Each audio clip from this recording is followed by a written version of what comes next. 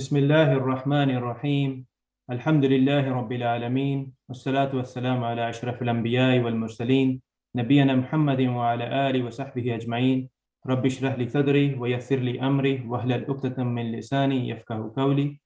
Excellencies, industry leaders, industry colleagues, my brothers and sisters, Assalamu alaikum wa rahmatullahi wa barakatuhu, and a very good morning, good afternoon to all of you joining us from different parts of the world. On behalf of Cambridge IFA, Cambridge Institute of Islamic Finance, and Bank Indonesia, we would like to welcome you to this Islamic Finance Conference with the theme of Islamic Finance in Post-COVID World. On behalf of Cambridge Institute of Islamic Finance and Cambridge IFA, I would like to thank this 8th Indonesian Sharia Economic Festival, and in particular Bank Indonesia, for extending their support in organizing and hosting this very important conference today. The Indonesian Sharia Economic Festival has been a great initiative of Bank Indonesia, well supported by KNEKS and many other stakeholders focusing on the development of Islamic economy of Indonesia. Historically, all of us have known Indonesia to be an economy with the largest Muslim population. But more recently, and in particular for Islamic banking and finance industry and Islamic economy, it is leading the way with its groundbreaking initiatives like the ISEF, laying strong foundations, very ably led by the government and the president himself, as well as very ably supported by various government sector institutions and private sector institutions. We are looking forward to more and more such developments, and hopefully in the times to come to reap the fruit of all the hard work and the strong foundations that they're laying as we speak and for the past many years. Certainly, it is because of these developments that Indonesia has been ranked #1 according to the Islamic Finance Country Index, which ranks countries according to their growth and development in Islamic banking and finance industry. I would like to congratulate all the stakeholders for achieving this huge milestone for Indonesia, and I would like you to join me in sharing an applause for them for all the hard work that they have done this far. Now let us start the proceedings of the event today with a recitation from the Holy Quran.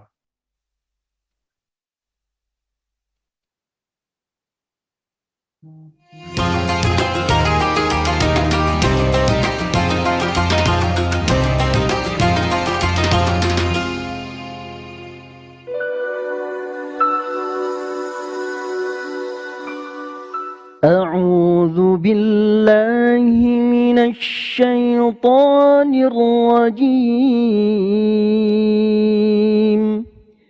بسم الله الرحمن الرحيم.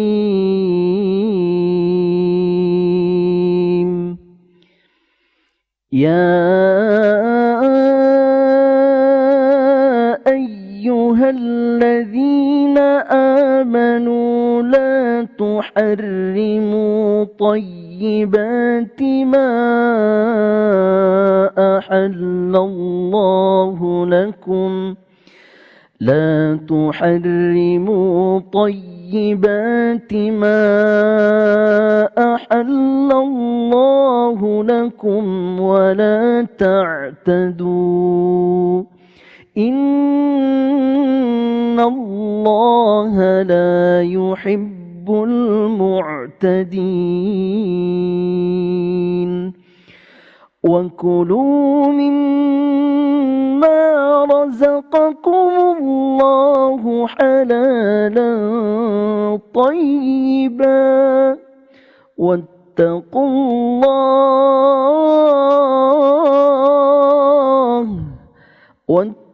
الله الذي أنتم به مؤمنون. صدق الله العلي العظيم.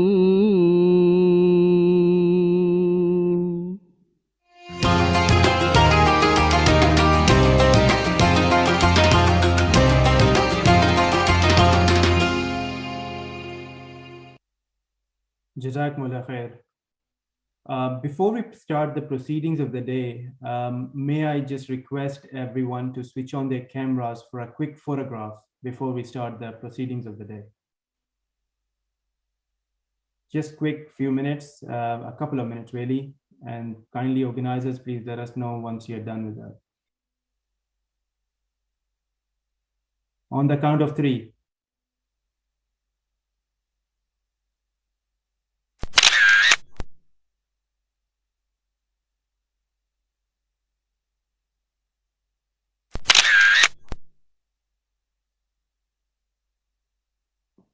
Excellent.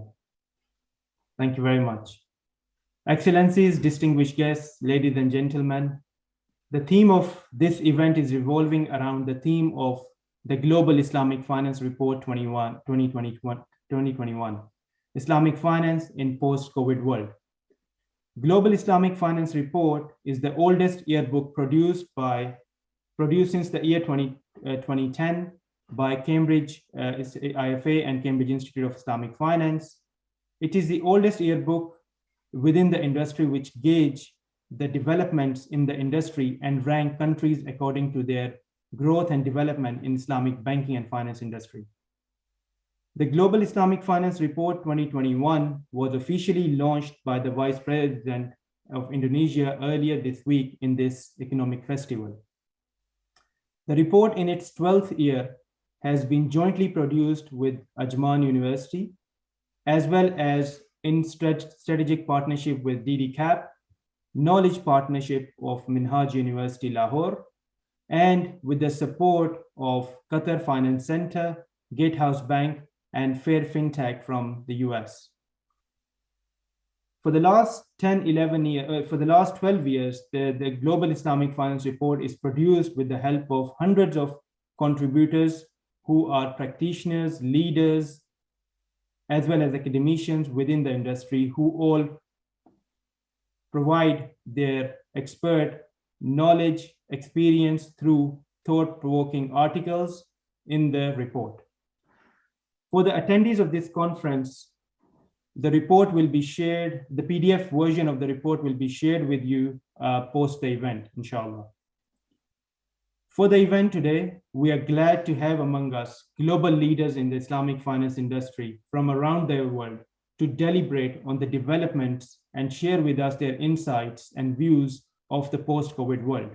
It might be slightly early, but we have decision makers, policy makers, regulators with us who are responsible for the stability of the financial system in their jurisdictions, and we are sure that they are well ahead of the curve when we come to post-COVID world, and we are ready to launch into it, better prepared for the future such mishaps in that sense. So without any further ado, we'll move into the session. The flow of the program is as follows. There will be 4 keynote speeches, followed by 2 panel discussions. The panel discussions will focus on the regulatory perspective when we launch into post-COVID world, as well as how ready are with our fintech developments for the COVID-19 and the hereafter and after. For all the attendees of this important conference, please use the question and answer tab. In fact, the chat tab for any questions that you may have. We have allocated about 15 to 20 minutes towards the end of the conference for some Q&A. However, in the meantime, please do share in your questions through the chat window at the bottom of your screen. Now, before any further ado, let me have the pleasure of inviting the Chairman of Cambridge IFA, and the Director General of Cambridge Institute of Islamic Finance, Dr. Humayun Dar, to formally welcome you with his keynote speech.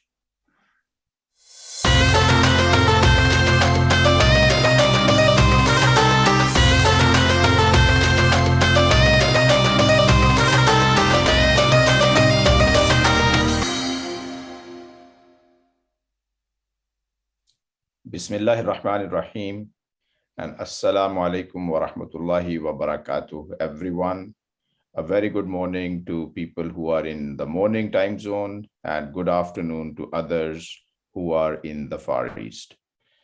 It is indeed a great pleasure for me to welcome you all, the participants and the speakers and all others who have taken their times to be with us in this very important conference on the theme of Islamic finance in a post-COVID world, which incidentally is the main theme of this year's Cambridge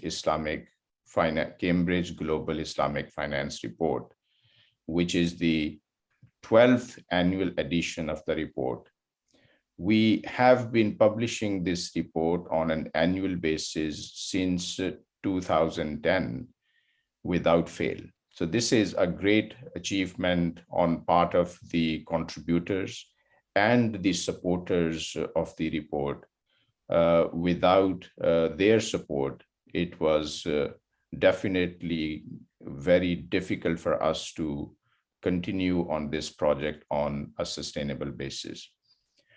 I would like to, in particular, thank the likes of DD Group, which has supported the publication for last very many years. Also, this year's supporters include Gatehouse Bank, Fair Fintech, and we have our knowledge partner, Minhaj University, Lahore. And this report is being presented this year with the help of Ajman University Center of Excellence in Islamic Finance. Qatar Financial Center is another great supporter of this year's report. Bank Indonesia and other government bodies in Indonesia, they have collaborated with us to ensure that this report is disseminated in the most efficient manner to the wider world. At this point in time, I would like to congratulate once again, followed by Dr. Rizwan Malik, for Indonesia being the #1 Islamic financial market in the world, according to our Islamic Finance Country Index, which is part of the Cambridge Global Islamic Finance Report. Also, I would like to individually thank all the speakers, especially His Excellency Ahmad Usman, Governor of the Central Bank of Djibouti, His Excellency Dodi Budi Waluyo, Deputy Governor of Bank Indonesia, His Excellency Dr. Fahad Abdullah Ad-Duseri, Deputy Governor of Saudi Central Bank, His Excellency Dr. Juda Agung, Assistant Governor of the Central Bank of Indonesia, i.e. Bank Indonesia. I'm also thankful to Madam Stella Cox, CBE, for being with us today and supporting us throughout, not only in GIFR, but all of our other initiatives. Other speakers, Dr. Adnan Aziz, Dr. Umar Kamal, and Khalid Parekh, I am personally thankful to you for taking your time to be with us today. And of course, I remain indebted to Dr. Rizwan Malik for being a great support of all of our initiatives. And he agreed to be moderator of today's session, for which I am extremely thankful to him as well. There are a number of highlights of Global Islamic Finance Report 2021, which would be covered by Dr. Adnan Aziz in his presentation, but I would like to mention only one thing, which is the size of the global Islamic financial services industry. According to our estimates, by the end of 2020, the total size of Islamic financial assets worldwide were $2.9431 trillion US dollars. So the industry since then has already breached the $3 trillion mark, for which I must congratulate all the stakeholders in the global Islamic financial services industry, which is a huge achievement for everyone who have made sure that the industry continues to grow. With this one, I would like to conclude here. Once again, extending my thankfulness to all those who have made sure that we hold this conference, albeit virtually this year. Hopefully, Indonesia Sharia Economy Forum next time would be in the physical format, and all of us, we would be meeting, inshallah. Assalamu alaikum wa rahmatullahi wa barakatuh.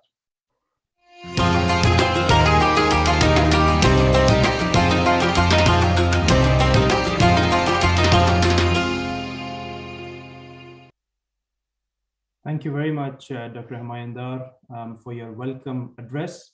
Indeed, GIFR has been a great source of inspiration for the whole industry, after which many other industry players have started to produce similar reports, nevertheless far from what GIFR has achieved in the last 12 years. Alhamdulillah, great to know that the industry has achieved a 3 trillion mark. For long, we have been talking about 1% of the global banking and finance industry. It's good to know that that 1% is also growing with time, and even during the post-COVID times. So thank you very much. Moving on now to our next keynote address, or the welcome speech, which is to be delivered through a video message by His Excellency Dodi Budi Waliyu, the Deputy Governor of Bank Indonesia. Unfortunately, he have not been able to be with us. However, he would like to share his or deliver his welcome speech through a video message.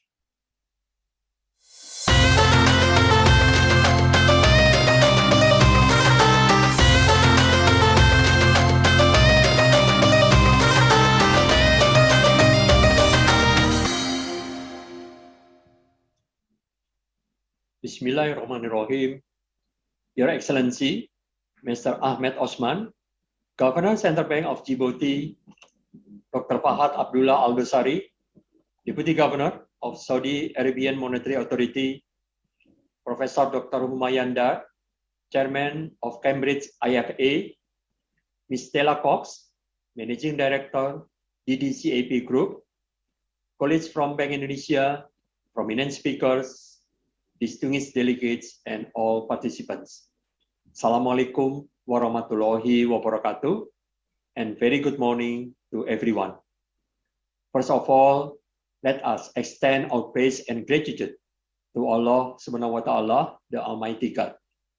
For only by His blessings and permission, we are able to participate in the Cambridge IFA Islamic Finance Seminar on the role of Islamic finance in post-COVID world.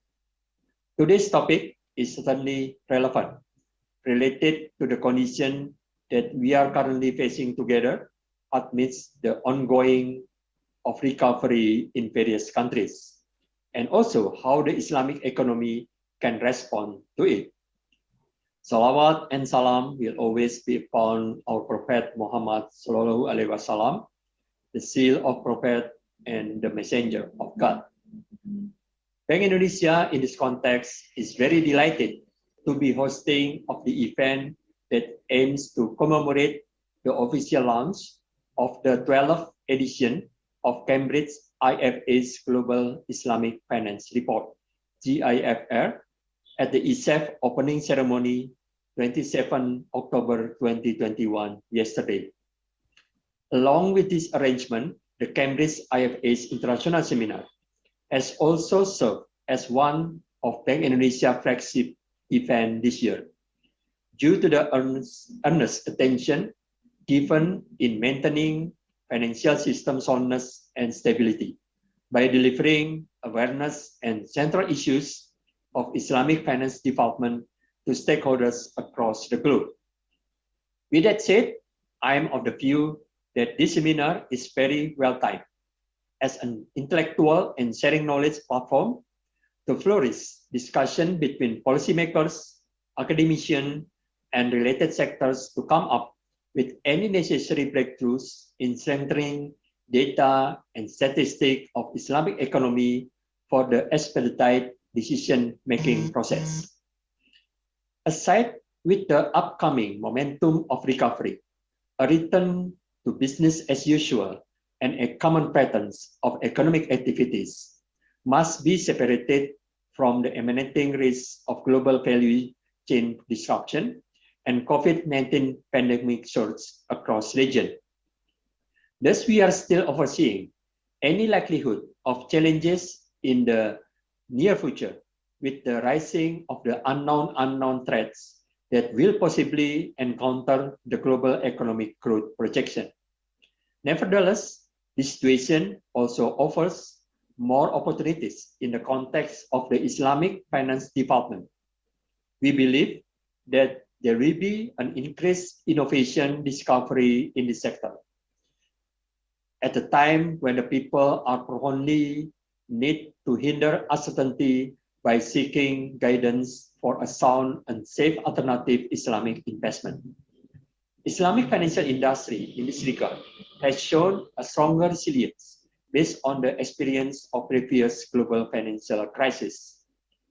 In line with that, the Islamic Financial Services Board, IFSB, Stability Report 2021 revealed that despite the time of the uncertainty, the global Islamic financial industry assets were able to go up to $2.4 trillion by the end of 2020, or increased by 10.7% year-on-year.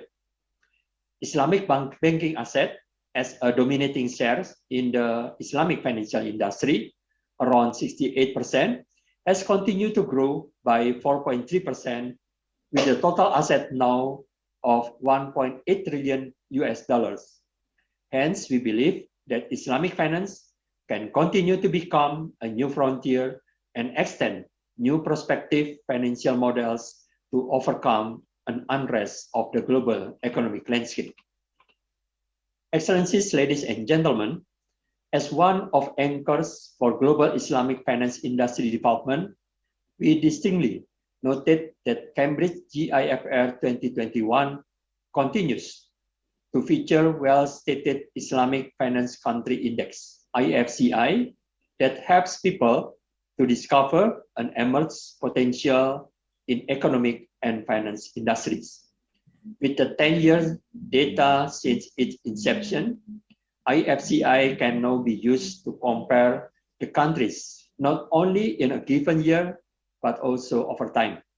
With more countries open up to Islamic banking and finance development, the index will provide a benchmark for nations to track their performance against others, and is expected to guide the invention of innovation needed in facing global challenges, as I previously mentioned.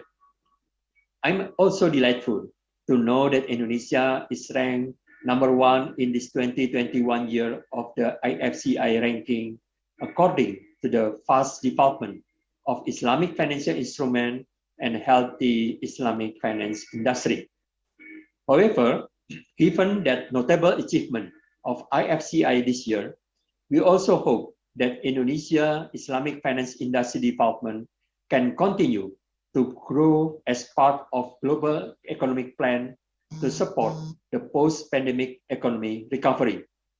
We also encourage efforts to further develop of Islamic social finance, technology diffusion in the Fintech companies, as well as sustainable and green financing, which are expected to foster supports for the accomplishment of sustainable development goals.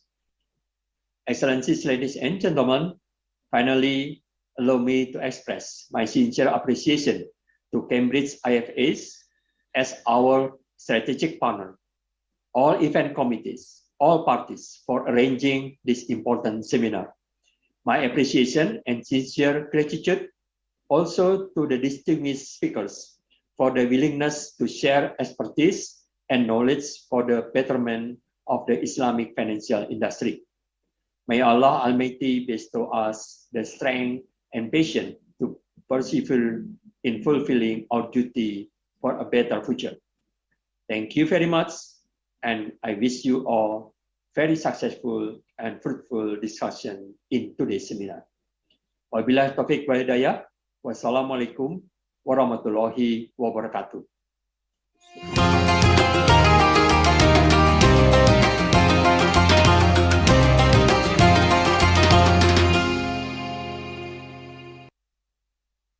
Thank you very much, Your Excellency Dodi Budi Walayu, Deputy Governor, Bank Indonesia, for your very enlightening remarks there.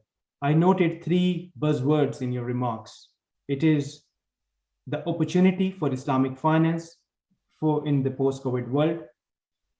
It is the AUM, the assets of the industry have continued to grow during this pandemic, which is great.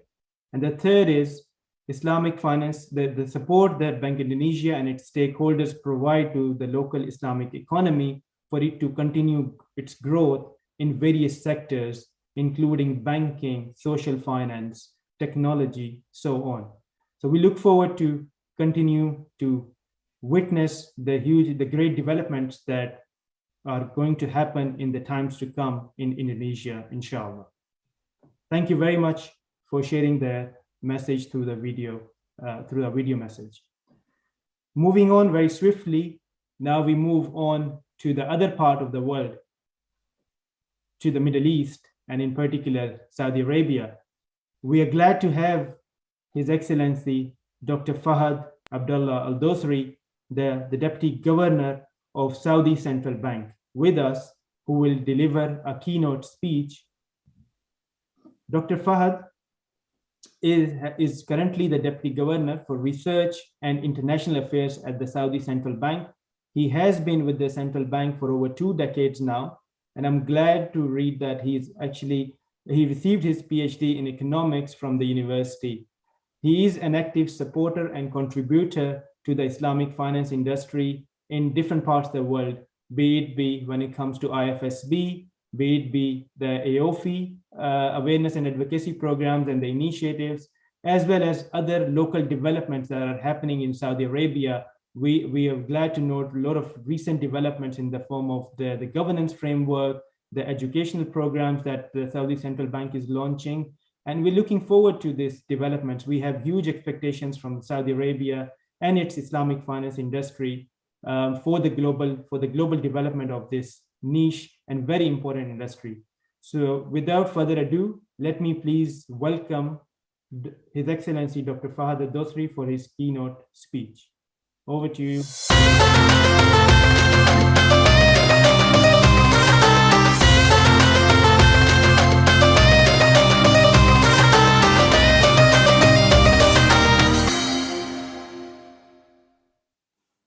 Thank you, Dr. Rizwan. Assalamu alaikum wa rahmatullah wa barakatuh. Good morning, good afternoon to all. Really pleasure to participate in this event at the 8th Indonesia Sharia Economic Festival.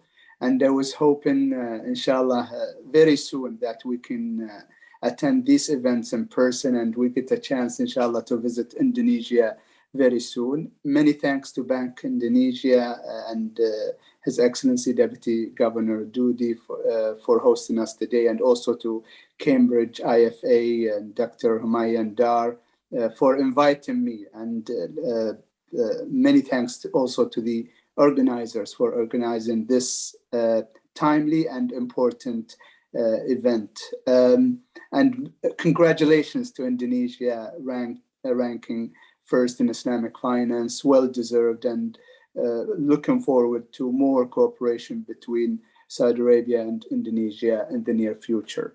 The topic of the conference today, as I mentioned, is very timely. The global economy is emerging from one of the most devastating shocks in the recent history. The COVID-19 pandemic was not only notable for its large-scale impact, but also for the unique circumstances in which regulators had to respond in a timely and coordinated manner.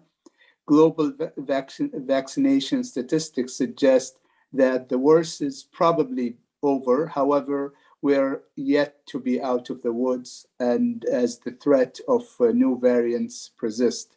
Therefore, it is important for Islamic financial institutions and regulators to maintain a proactive role that be forefront for the policymakers to support the broader economic recovery, namely in support of most vulnerable emerging economies. Recovery in emerging economies can have profound impact on the recovery in the advanced economies by way of supply shocks and decline of purchasing power. As per October release, the IMF World Economic Outlook, global growth is expected to stand at 5.9%, while its rate of growth is indicative of strong recovery. Cross-country disparities could weigh on recovery momentum in the medium term. It also expects a 2.8% GDP growth for the kingdom by the end of this year, reversing the 4.1 contraction we witnessed in 2020 outlook. The Saudi economy, like most of other economies, experienced a downturn in 2020 under the weight of the pandemic and the precautionary measures that followed. The soundness of the financial sector prior to the pandemic enabled a prompt and effective policy intervention, which minimized the downfall, especially for the SMEs. Moreover, coordination with fiscal authorities was key to ensure the success of counter-cyclical policies. While some of the SAMA, the Saudi Central Bank, emergency support measures are bound to expire as they have delivered their objectives, some remain as designed to foster economic recovery post-pandemic. We will continue to closely monitor economic development and intervene as deemed necessary. Our belief in the importance of the involvement of Islamic financial institutions stems from the fact that the Islamic bank assets have a total share of 76% of all assets domestically, accounting to 594 billion US dollar. Saudi Arabia is also one of the world's largest issuers of sukuk, with 101 billion US dollar in total outstanding value as the first quarter of this year. Financial innovation is increasing and is likely to accelerate further the digitization in post-pandemic era. And it is responsibility upon Islamic regulators to be proactive in examining today's financial landscape and help shape its future by balancing stability and resilience with growth and innovation. For us in Saudi Arabia, our continuing economic transformation under the Vision 2030 will be underpinned by a strong international financial sector with Islamic finance at the heart of this, as articulated in Pillar 4 of the Kingdom's Financial Sector Development Program. I am confident that Islamic finance will play as an important role in the recovery and growth of our economies going forward, inshallah. As regulators, the crucial balance we must manage is to ensure recovery and growth is done in a stable manner, building on resiliencies that can combat future shocks, such as the one we have witnessed recently. At the same time, a conducive landscape is needed to allow institutions space to grow and be more innovative. Digitalization, in particular, will serve as the new medium for financial services. This is an exciting perspective for our markets, and as regulators, our role will be to understand, foster, and manage. Let me conclude by saying I really look forward to today's event and hearing from other respected speakers on these important and very relevant topics. And it's always good to hear from both regulators and also private sector. Thank you again for having me. Thank you.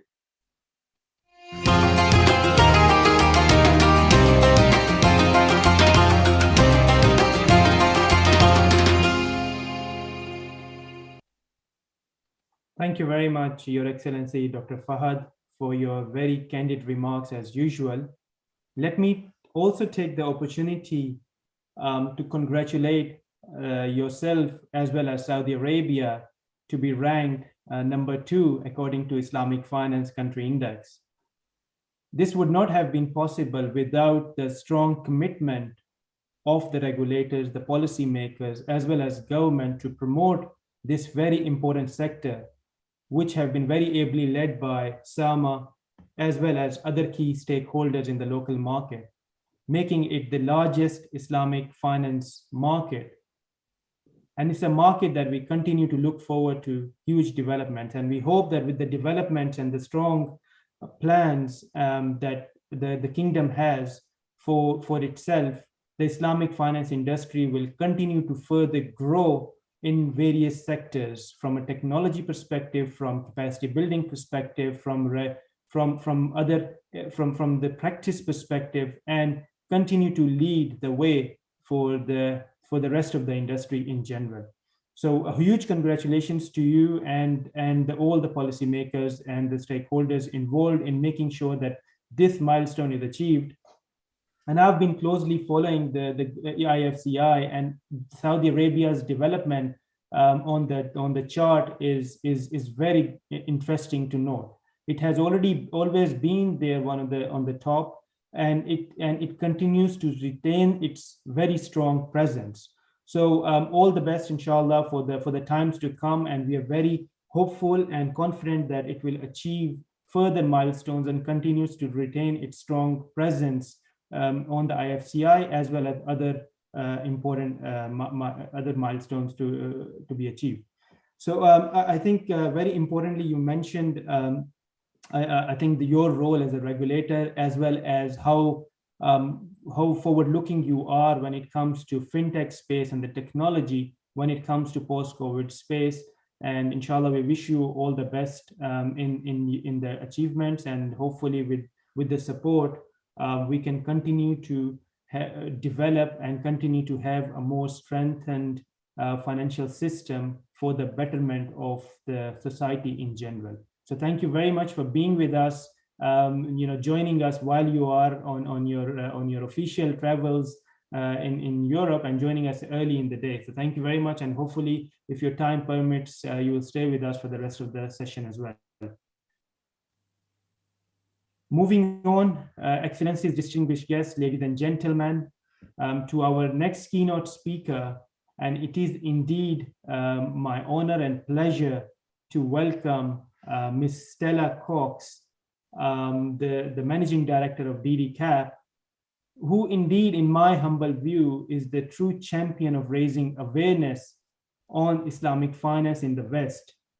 When no one in general was talking about Islamic finance in the West in the 90s, it was Stella who was actually raising the flag holding the flag and continuing to steer forward for the development of this industry.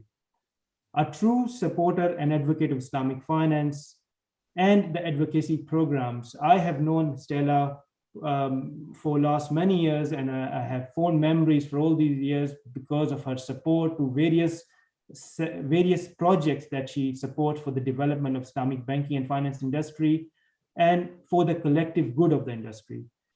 Indeed, she continues to impress me with her leadership talks, supporting various projects within the Islamic economy, championing the cause of inclusive finance, and great proponent of the integration of Islamic finance with sustainable development goals.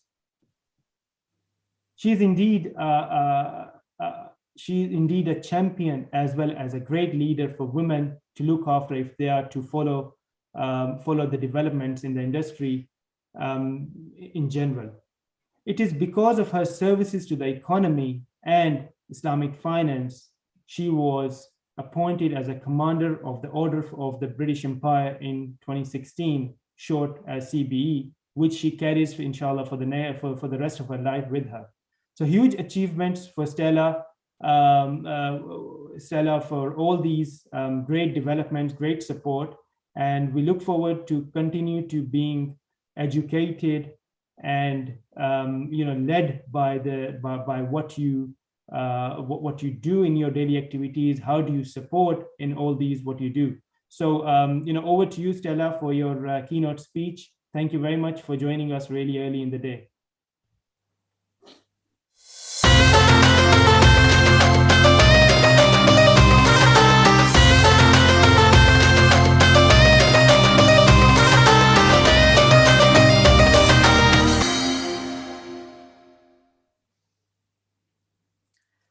Dr. Rizwan, thank you firstly for your very kind introduction. The privilege is entirely mine. And may I wish everybody a very good day, whatever hour of the day it is for them right now. Distinguished fellow speakers, delegates and guests, it is indeed my honour to be here today. I'd like to thank our host bank Indonesia and also Cambridge IFA for giving me this honour of addressing you. And speaking to you on this occasion, which marks the launch of the 12th Global Islamic Finance Report, which has become such an essential reference point for our industry. COVID-19's impact on the global economy has been profound, and last year the crisis triggered one of the deepest recessions in history, which saw global growth contract by 3.6% year on year. One of the immediate realities of the pandemic for the banking industry was the sharply increased credit risk assumed by banks. To maintain their financing activity and support both their own clients and also broader economic recovery, they've had to respond swiftly to evolving and changing circumstances, conducting analysis to identify and distinguish between temporary adverse effects on business that could be absorbed more quickly and potentially longer-term situations that introduce longer-lasting implications and major impact for both business strategy and related management actions. The ongoing effects of a long-term low interest rate environment combined with the significant impacts of COVID-19 has served to reduce the core profitability of banks even in mature markets, and consequently, we have seen banks and financial institutions revise their risk-based strategies and move towards generation of a greater percentage of commission-based income. Now, whilst the perception, even if perhaps not entirely accurate, is that the global Islamic financial sector was largely cushioned from the adverse effects of the global financial crisis due to the prohibition by Sharia stipulation of investment in certain high-risk asset classes and involvement in financial strategies that became toxic, we have certainly not been immune to the serious impacts of the health crisis this time around. Both the effects of the pandemic and the measures taken by governments and authorities to contain it have had far-reaching consequences for financial sector firms, and Islamic banks have needed to respond to the same pressures on income generation whilst addressing elevated risk considerations in some parts as their conventional sector counterparts. Standard & Poor's observed that the COVID-19 pandemic was a severe inhibitor of growth for both GCC Islamic and conventional banks in 2020, as they concentrated on preservation of asset quality at the expense of business expansion. They also noted some significant real estate price corrections in certain core markets, commenting that Islamic banks are expected to experience a greater adverse effect on asset quality indicators by consequence of having a higher proportion of exposure to real estate. The sharp retraction in global economic growth and the ongoing uncertainty about how the pandemic would be controlled, let alone how it might end, presented a challenge to Islamic banks' liquidity, to their asset quality, their capital resources, and to their profitability. And that challenge was at least equal to that presented to their conventional peers. In addition, many Islamic banks operate within major oil-producing countries that have themselves been further subjected to the impact of rapidly declining oil price, triggering related controls on government expenditure, and in some cases, the suspension of much-needed infrastructure projects. In 2021, as we know, the pandemic has continued, and even though elements of normal life are starting to return, there is a prevailing absence of clarity, and the economic effects of COVID-19 will continue to be felt for a considerable time to come. At national level, these are going to have varying impacts for different countries, and those impacts are going to be dependent upon the sectors that drive their economies. However, notwithstanding the enormity of this situation, governments and authorities across the Islamic financial footprint have been largely robust in their individual responses, moving to ease market volatility through substantial injections of liquidity and imposition of measures within financial systems that provided ongoing stimulus. These measures have, in many instances, enabled banks to navigate the unprecedented challenges that they have faced, but they cannot continue indefinitely. And as they wind down, banks are having to manage the impacts on the financial sector of the liquidity support being withdrawn. The end to moratoriums on credit and debt service, the crystallizing of credit risk as customers are once more obliged to fulfill their obligations, and the termination of certain regulatory tolerances that have been a feature of the past 2 years. As we continue with our emergence into a post-COVID environment, it is clear that the pandemic has forced Islamic banks, as well as their conventional counterparts, to operate very differently, transitioning in many instances to fully remote working practices. Consequently, whilst initial focus was necessarily on business continuity and the revision of contingency plans that had perhaps not fully envisaged the true extent of the effects of a pandemic scenario, subsequently focus has moved to systems infrastructure considerations. Strategies are again being rapidly reset for the future to provide not only for the positioning of technology applications in business and service provision, but also for its utilisation to best effect in support of a changed way of working for many financial sector institutions and their employees, and also as a first-line mitigant for the risks that could arise for those financial institutions as they grapple with embracing post-pandemic operating models. This, of course, brings new opportunity. Pre-COVID, Islamic financial industry emphasis had largely been skewed towards the development of technology for operational enablement, for improvement of transparency in practice, and for enhancing adherence to the governance protocols with which we in Islamic finance must comply.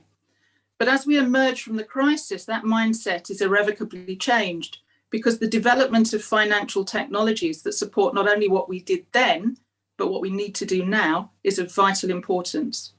Further applications for tech innovation are evident across our industry, both within our established business sectors and also to elevate Islamic financial practice and representation with other subsets of ethical finance that are currently resonating around the world.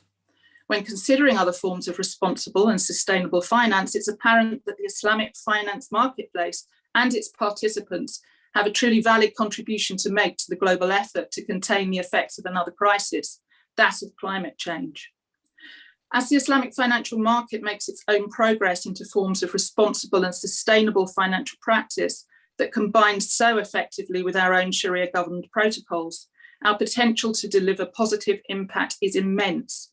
This has been demonstrated to great effect during the pandemic through the remarkable contribution by our own Islamic Development Bank via its sustainability targeted financing programme, which I believe stands out even amongst the initiative of its multilateral peers.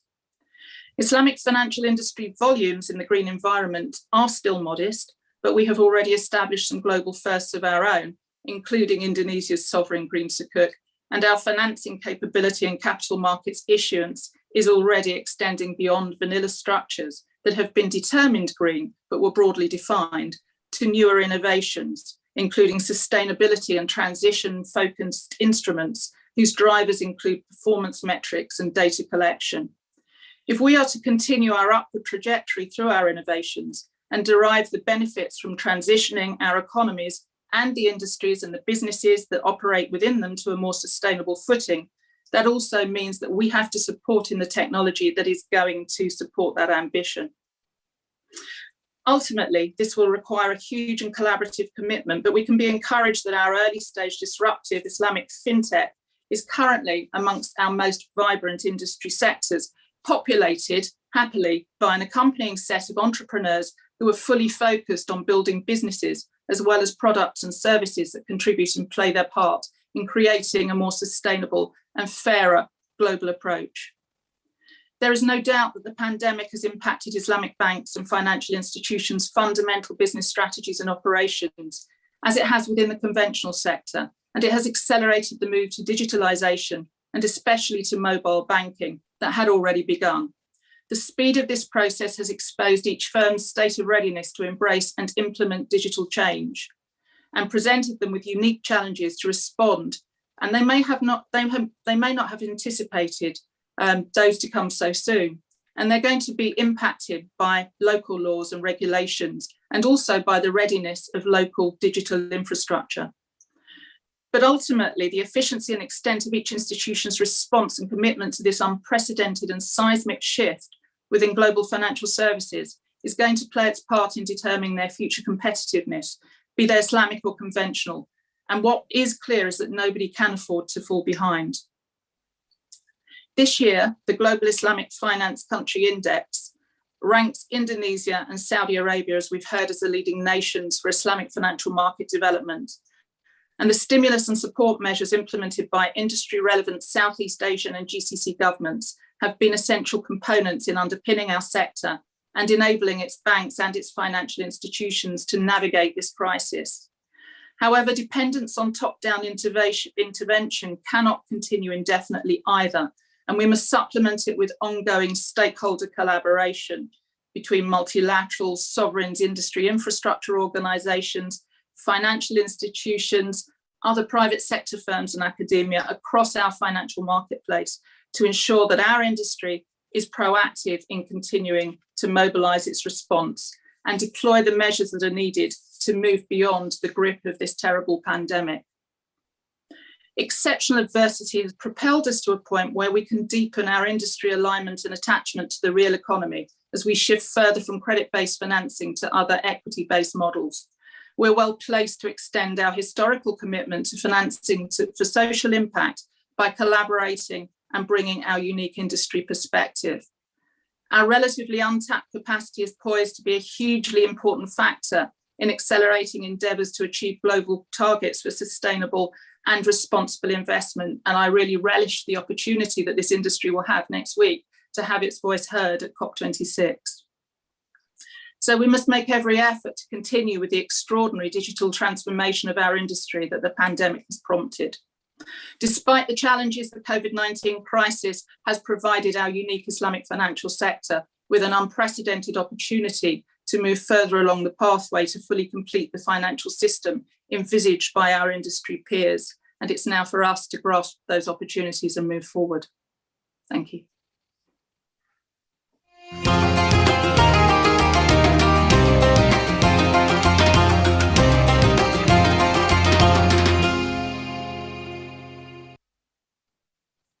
Thank you, Stella. As usual, what a wonderful words those were.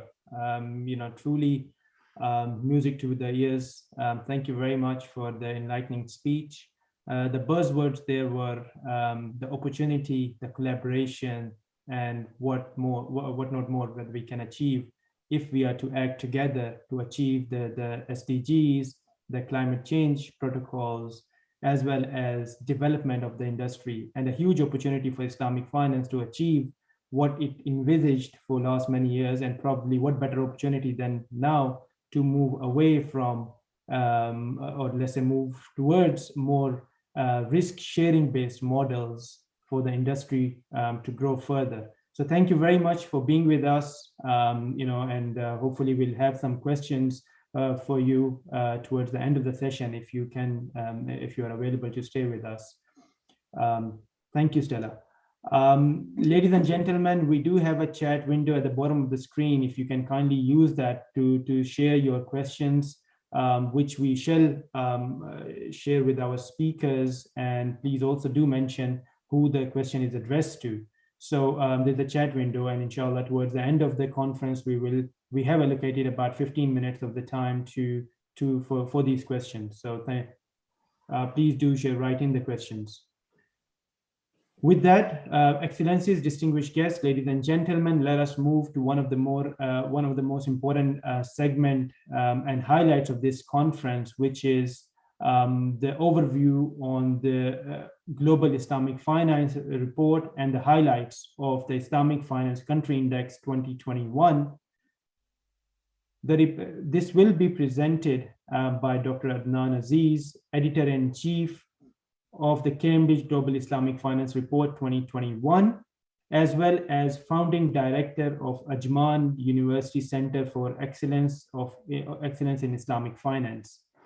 Dr. Adnan Aziz is a professional, with a huge experience within the Islamic finance industry, wearing different hats from advisory perspective, as well as from the placement perspective, from academia, from training perspective, and he's also an economist in general with a lot of industry-wide experience of over 2 decades. We are honored to have him, a personal mentee of mine. It's a great honor for me to invite him to share an overview of the Global Islamic Finance Report 2021 and the highlights of the IFC 2021. Over to you, Dr. Adnan.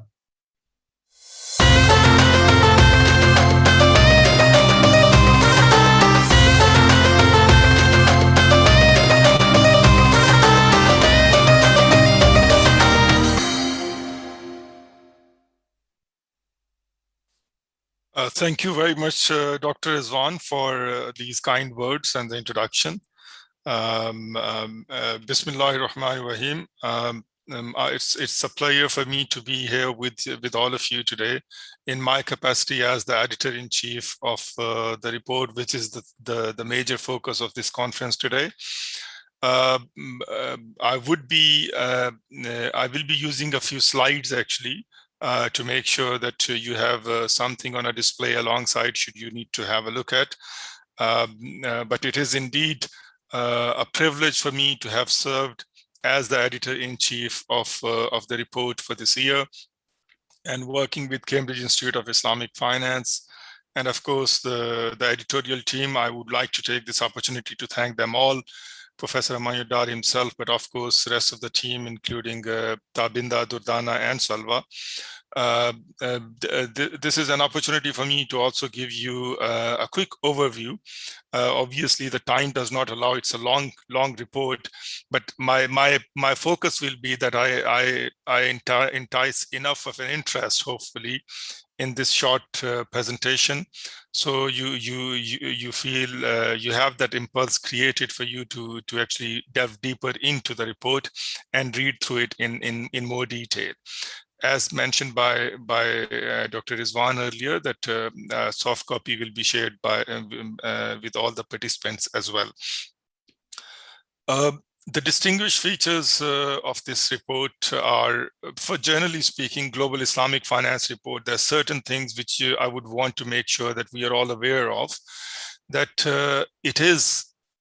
this report is actually, as we have heard already, it's the oldest yearbook in this industry, and it's a valuable resource of information for Islamic financial intelligence in particular, and the most influential and respected annual report in the industry. It is also unique in the sense that it is the first report which documented the size and growth of Islamic financial services industry since its inaugural edition in 2010. And ever since, it has been doing it consistently and successfully. Another important aspect of this report or GIFA reports is that that it publishes that Islamic Finance Country Index every year, which started in 2011. I was part of that first, IFC launch as well. So this is something very close to my heart as well. We have been working together on it in those days, and it has since been a very industry benchmark ever since it has become. What you would also notice. Will you be sharing a presentation? I thought that that was being shared by the organizers. I will do that. No worries. I will do it myself. Okay.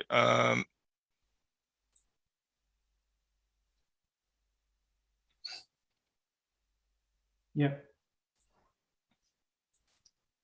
Okay. All right. I hope it's visible. Yes, it is. Okay. Thank okay. You. All right.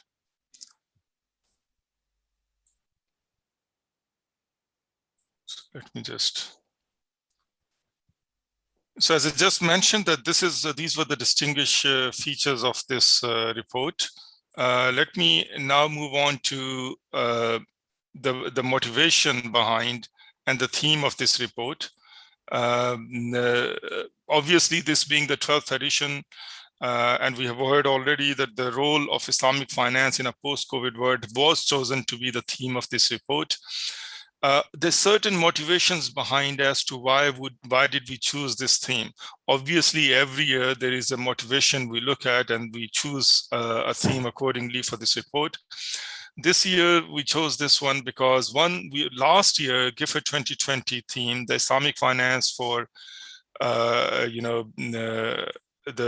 socio-economic inclusion and sustainable development, was something where we learned there was a lot of interest and there was a lot of feedback, and we took a lead from that there needs to be another more focused and thematic report coming out, building from that experience. Another one has been, of course, and we all are aware of the unprecedented advent of the COVID-19 and its adverse impact including the financial industry. We also thought that it was quite relevant and timely in terms of achieving the sustainable development goals, and hence it was important for us to come up with a report which can address that and come up with proposals as to how best we can achieve.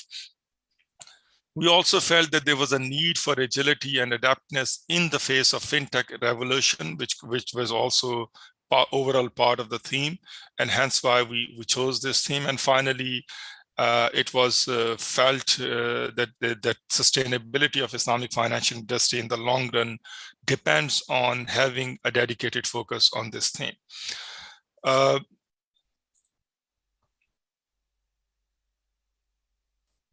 What I would also want to highlight is the coverage of the topics in this report.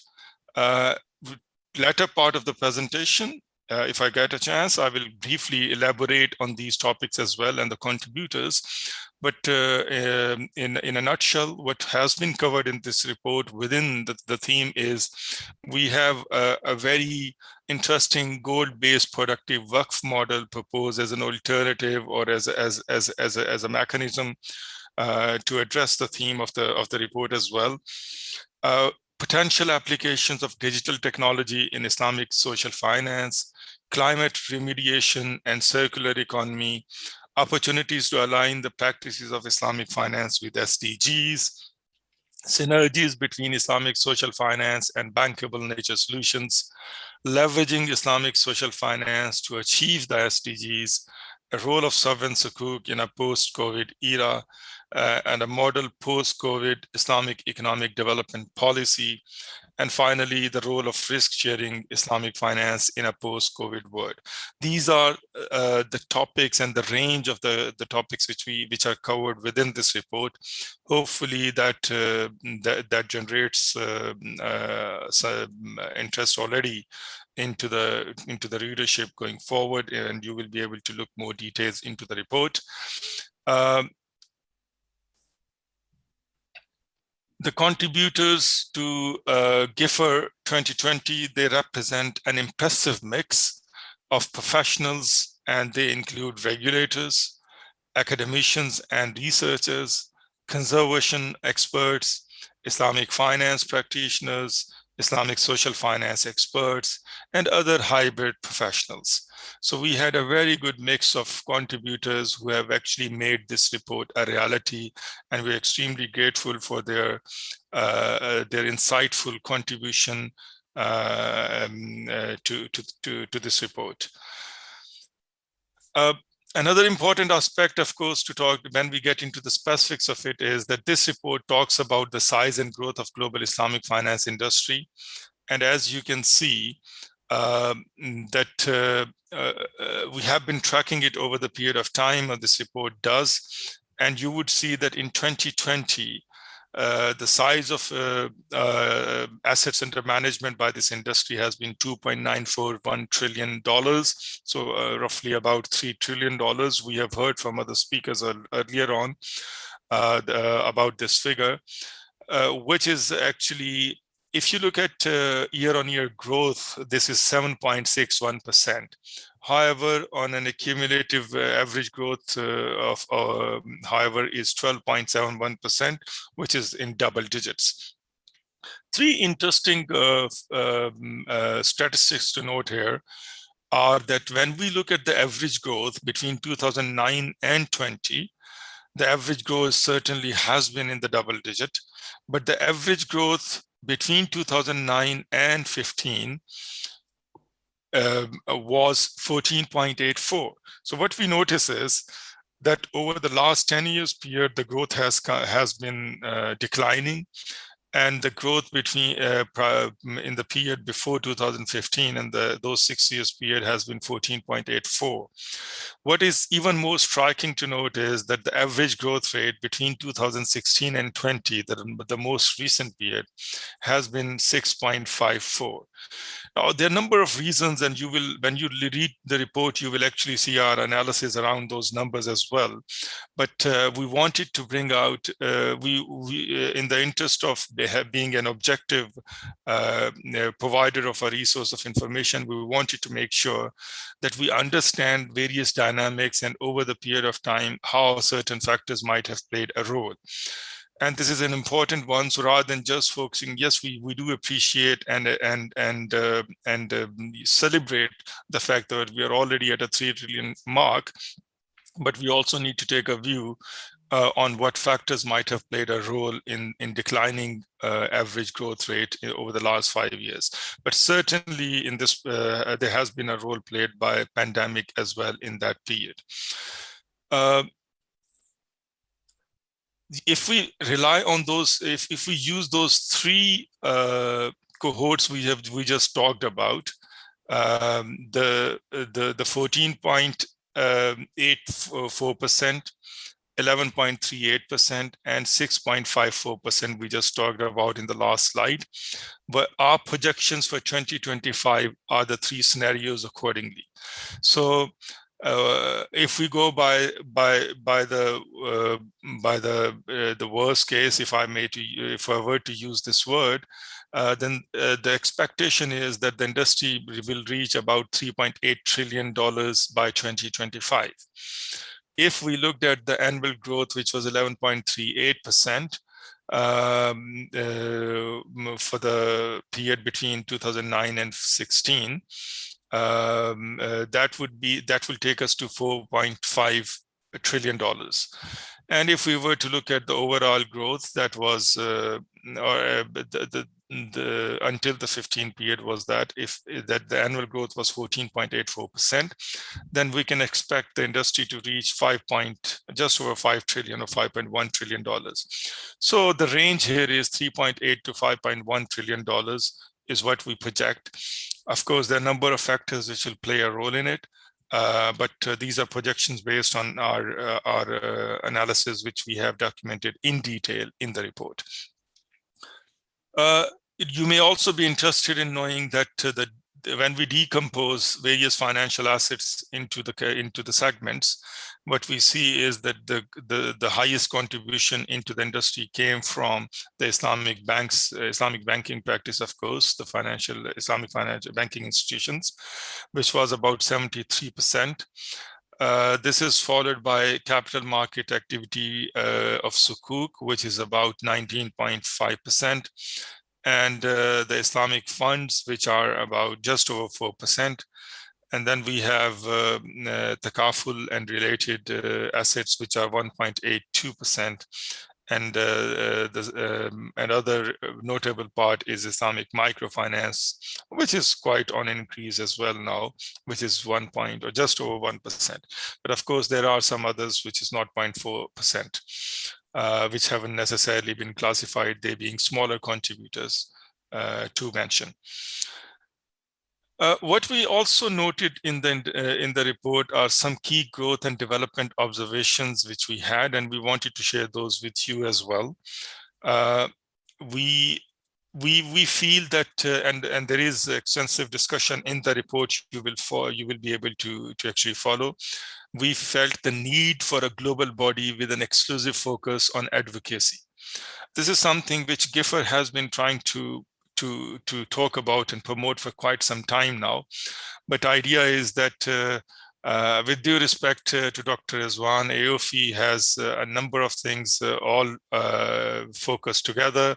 So what we are saying, and Sebafi and the rest, so idea is that can we have these institutions become more specialized in their own main sort of area? And instead, if we can look at a global body which focuses on the advocacy of the industry, they just focus on that with a full dedication. We also feel that the contribution of these are based on our statistics and the observations, that the contribution of fintech to the industry growth remains marginal, although the industry pundits are buoyant about the Islamic fintech. The current pandemic has widened the scope of innovation in our view, especially in the areas like Islamic social finance, and which is also what has been covered in this report in detail through various contributions. The recent growth in Islamic financial assets may be explained with reference to the developments in Islamic capital markets, which is, of course, in the form of like the M&As, the mergers and acquisitions, and issuance of Sukuk. That is what has actually contributed most significantly towards the growth of the industry. This is about the country index. And the FC, which we have talked about, Islamic Finance Country Index, which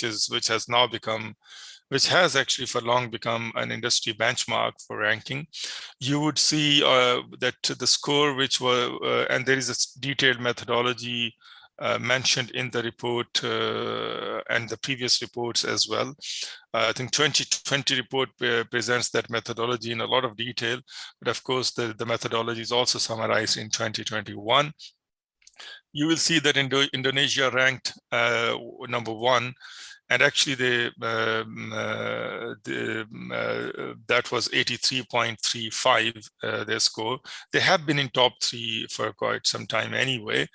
But interesting is that not only that Saudi Arabia has tracked and is very close to Indonesia, but also it has surpassed Malaysia for that matter. So it has gone up by 2 ranks in this year's ranking. So, and of course Malaysia is number 3 here, but it's down by 2 points or 2 ranks. We would like to congratulate I've only listed here the top 10. Of course, Malaysia is followed by Iran, Pakistan, Sudan, Brunei, Bangladesh, UAE, and Kuwait. We would like to congratulate all the countries who made to the top 10. and we see that the growth and development is taking place, across all these countries. This is another way of looking at the ranking, so I won't get into the details of it, but this is just a visual that countries have been changing over the period of time. You will see that the positions have been changing. So that's something you may be interested to look at in the report as well. Obviously, as I said before, that this is the oldest index for ranking different countries with respect to the state of Islamic banking and finance and their leadership role in the country, not only at a national level, but also as a benchmark to an international level. Indonesia, as I have already mentioned, tops, and Saudi took second place, and Malaysia took third, and the rest are also listed here. I'm mindful of the time. I wish to have a quick, mention. I won't get into the details, but I wanted to mention and acknowledge that the chapter 1 is a contribution by, it is actually provides an overview of major developments in the industry, and it is a contribution of Kiffer team itself, led by Professor Mayudar and the editorial team. Chapter 2 is on the Islamic Finance Country Index. Again, this is team's contribution led by Dr. Dar himself. Chapter 3 is actually the one which I talked about earlier on the Waqf model, which actually proposes an innovative model to practice, which is claimed to be capable of rendering the pristine Islamic economic and social system. That is actually Dato Abu Ubaida Kamin and his colleagues, Mr. Mira and Dr. Mira and Dr. Rahim, actually.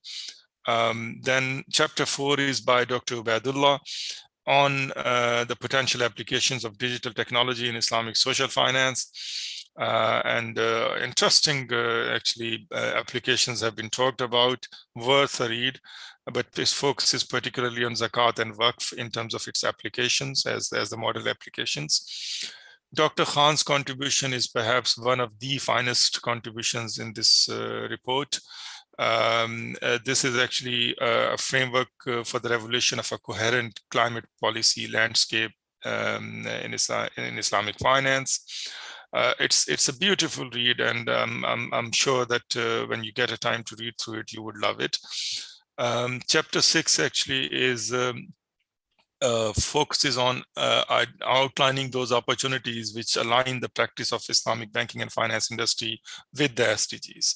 This was a joint contribution of Dr. Shah, Dr. Siddiqui, and Dr. Abdul Rashid. I'm sure you would enjoy the read of that as well. Mr.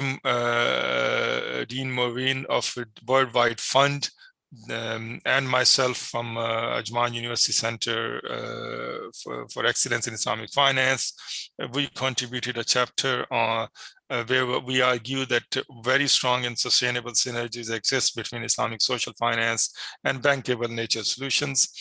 And so hopefully you will enjoy reading that as well. The contribution to chapter 8 is actually by the Islamic Philanthropy Unit of United Nations, UNHCR, the High Commission for Refugees. They demonstrate as to how Islamic social finance can achieve the SDGs in reality.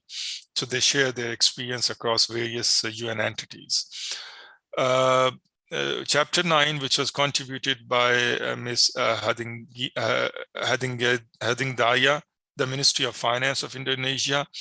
And this actually gives us insights into the market-leading role played by Indonesia's sovereign sukuk in the post-COVID environment. It's an interesting experience to learn from. Chapter 10 is actually a contribution it is actually the experience of Islamic economic development, and it was actually shared by Bank Indonesia team, the host of this event.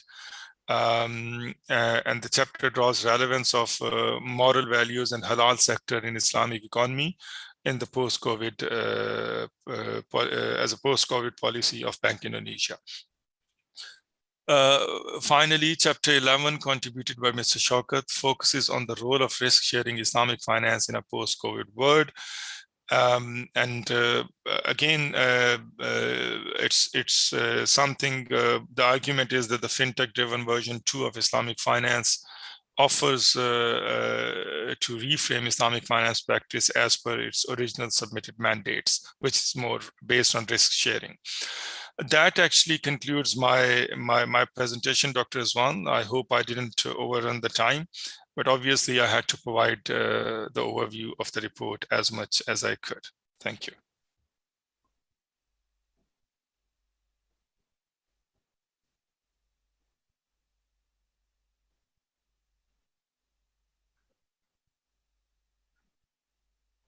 Thank you very much, Dr. Adnan, for a very comprehensive overview of Global Islamic Finance Report. I'm sure it has gained the interest of a lot of attendees of our event today here, and I am myself looking forward to reading it. Continuing to read. I haven't finished reading myself, so continuing to read the report and looking forward to more insights. I think the highlight in general was we are moving in the right direction. I think the topics were very well covered. The industry in general, the average growth in the last 5 years may be on a decline, but it was the first time in the last four or 5 years that the year-on-year growth was the highest since 2015. So I think we're looking forward to that. A lot of various variables played into that, maybe on the downward trend, but hopefully going forward, post-COVID world, we'll continue to see the upward trajectory, and we will achieve the optimistic forecast that you have you alluded to during the presentation, inshallah. So I'm sure there will be questions, and dear colleagues, if you have any questions, please feel free to use the chat window at the bottom of the screen to ask your questions. And towards the end of the session or the conference, we will we have allocated time, and we will inshallah ask our relevant speakers those questions. So thank you very much. We are slightly running behind time. I'm mindful of it, but inshallah we'll try to cover it in the sessions to follow. So now moving on very swiftly to another very important session, and the session focuses on the role of regulators and other bodies of Islamic financial institution in the post-COVID world. We are honored, indeed delighted myself, to have the pleasure of welcoming His Excellency Ahmed Osman, Governor, Central Bank of Djibouti, who themselves have in the past have also achieved a Global Islamic Finance Award. The leader of the country himself has been a laureate of Global Islamic Finance Award. And indeed, my honor and pleasure to welcome the Governor, His Excellency Ahmed Osman. Your Excellency, over to you.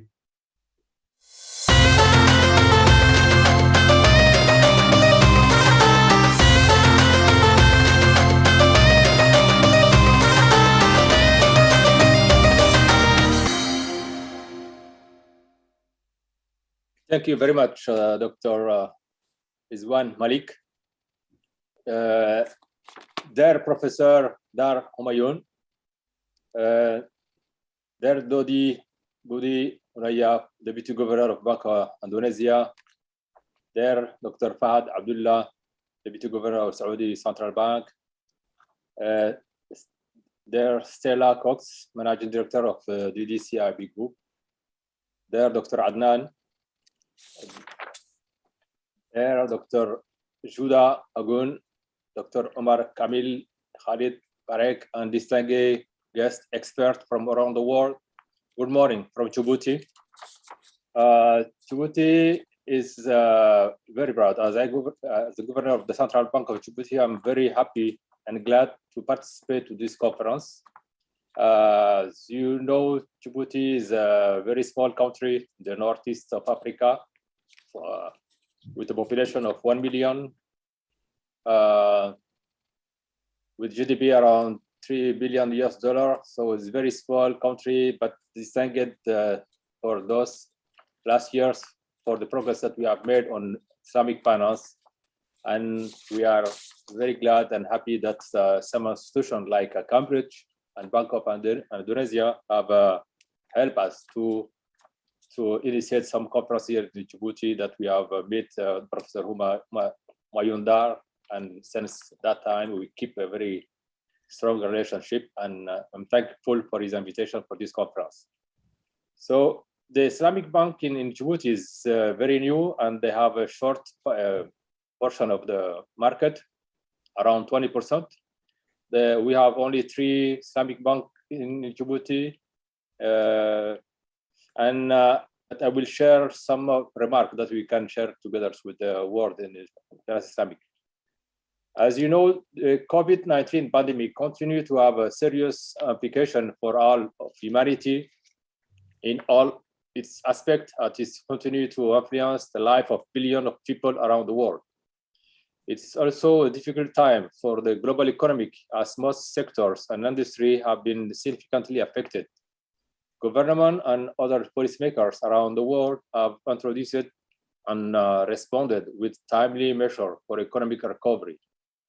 The pandemic and the various measures have changed the environment and the aggregate of Islamic finance.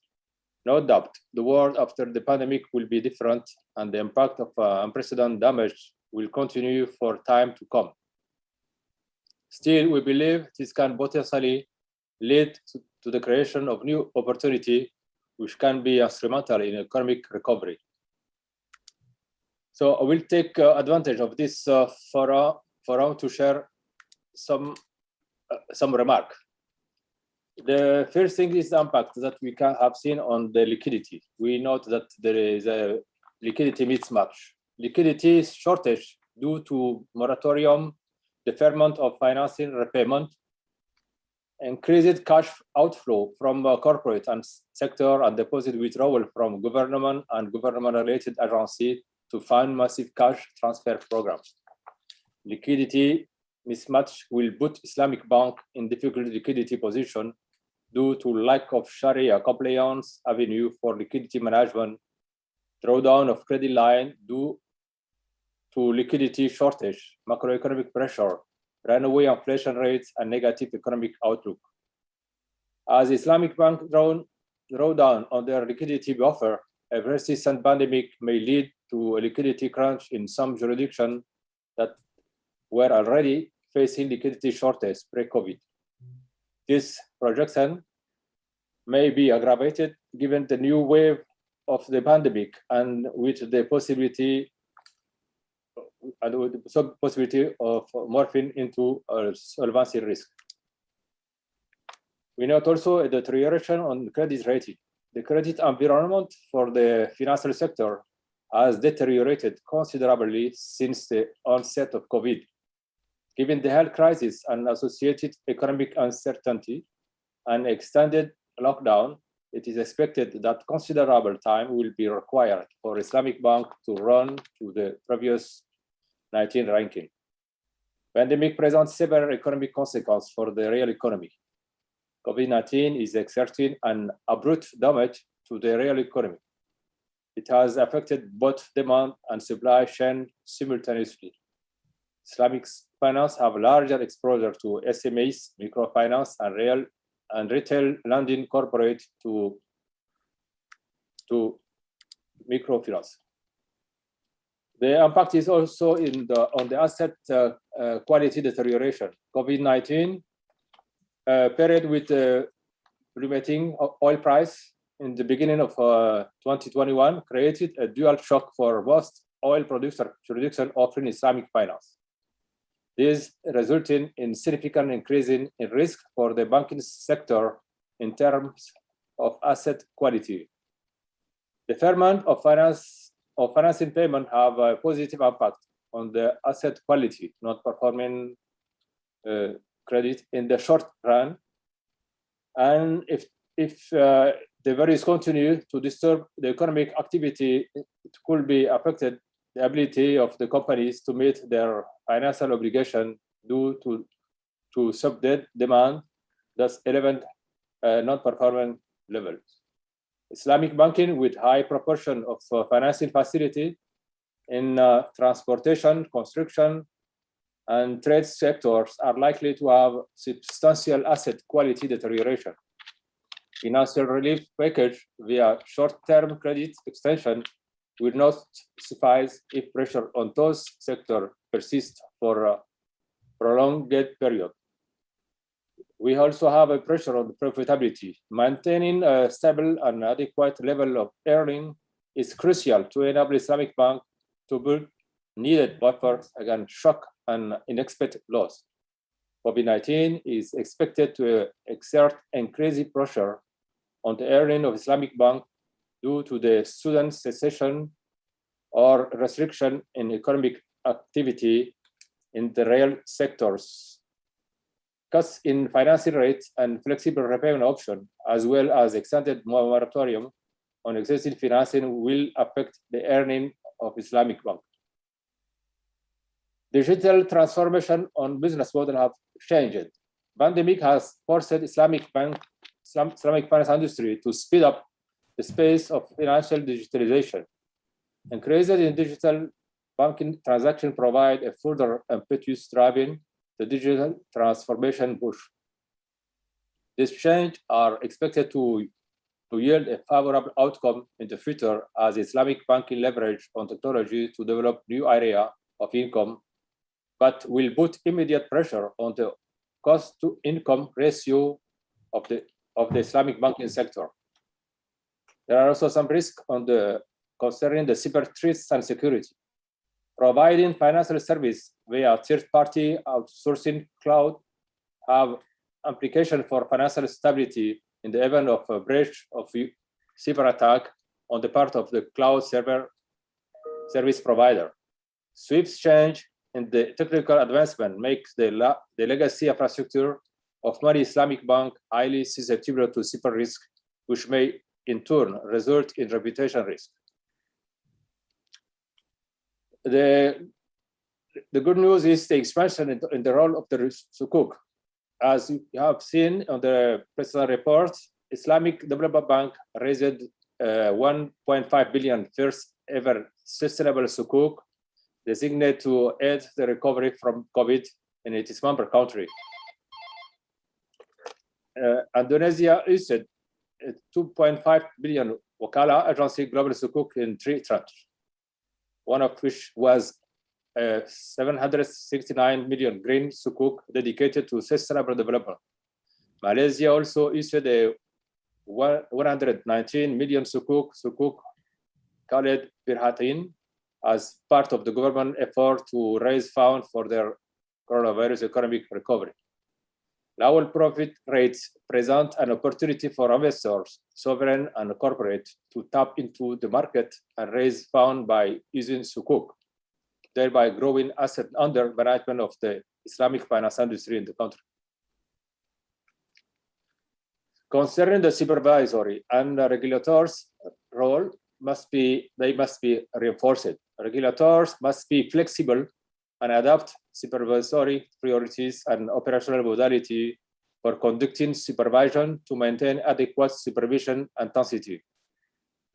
Remote working environment made it more challenging for financial institutions to comply with certain regulatory requirements. Some needed to be temporarily relaxed, such as on-site examination. Regulators need to reprioritize supervision activity in order to focus on issues emerging from the crisis. Supervisory and regulatory policy may need to adapt and incorporate both short and long-term considerations. Supervisor and regulator may need to adjust their response over time to address the changing underlying circumstances, including growing solvency risk and changing assessment of the path of recovery. Regulatory and supervisory authority need to adopt a tailored response with respect to individual firms, for example, with respect to those that entered the crisis less resilient. The COVID-19 reinforced the need to promote resilience amid rapid technology change. The post that the pandemic seems to have given a digital financial service, in particular various forms of digital form, reinforce the need to ensure regulatory framework An approach provided a solid basis for harnessing the benefit of such innovation while containing the right. There is a need of strengthening regulatory oversight on financial technology by monitoring the application of third-party relationship that exists among various Islamic banks and their fintech partner, perhaps to mitigate against step-up risk that may arise outside of but connected to the Islamic banking industry. There is a need to increase the frequency of simultaneous exercise on emerging technology risk and to strengthen their focus on internal cybersecurity activity by requesting data on cyber threat. We need also an integration of Islamic social finance. Islamic finance institutions must integrate Islamic social finance, such as zakat and waqf, into their operation in order to provide a community-based social security system that would help to maintain livelihood, basic need, and purchasing power of the society. Long-term post-pandemic recovery requires the development of integrated Islamic finance institutional that combine both commercial and social instruments to satisfy both market and non-market need to consider changes that are needed to ensure that there are legal structures and support mechanisms to enhance the role of waqf institution in COVID-19 recovery. Transitional regulation in place have not actively considered the role of Islamic social finance in the commercial IFCI. Hence, an appropriate regulatory guideline are needed to ensure the smooth and stable functioning of its integration. Many jurisdictions presently do not have any provision in law and regulation guideline on Islamic social solidarity instrument. Monitoring risk and the effect of the policy measure in the pandemic environment require a more timely and frequent collection of data than currently captured by a regulatory report. Effective crisis management depends on reliable and timely information in a rapidly evolving environment. Regulators and supervisors need to be able to collect data not currently captured by regulatory reports or that are currently captured only at infrequent intervals to monitor the effectiveness of the policy measure. The rapidly changing pandemic environment highlighted the need of the timely availability of data to enable authority to assess the application of economic development for the financial system and to analyze interconnectedness with the system. To conclude, I will say two words that first is this pandemic has highlighted the urgent need to shape the future of Islamic finance, including by allocating sufficient resources to overcome similar economic crises. And the Islamic finance growth need to be strengthened by implementing consistent national policy, which will ensure that it remains an inclusive and sustainable way of raising capital in this unique socially responsible form of investment. Thank you very much for your attention.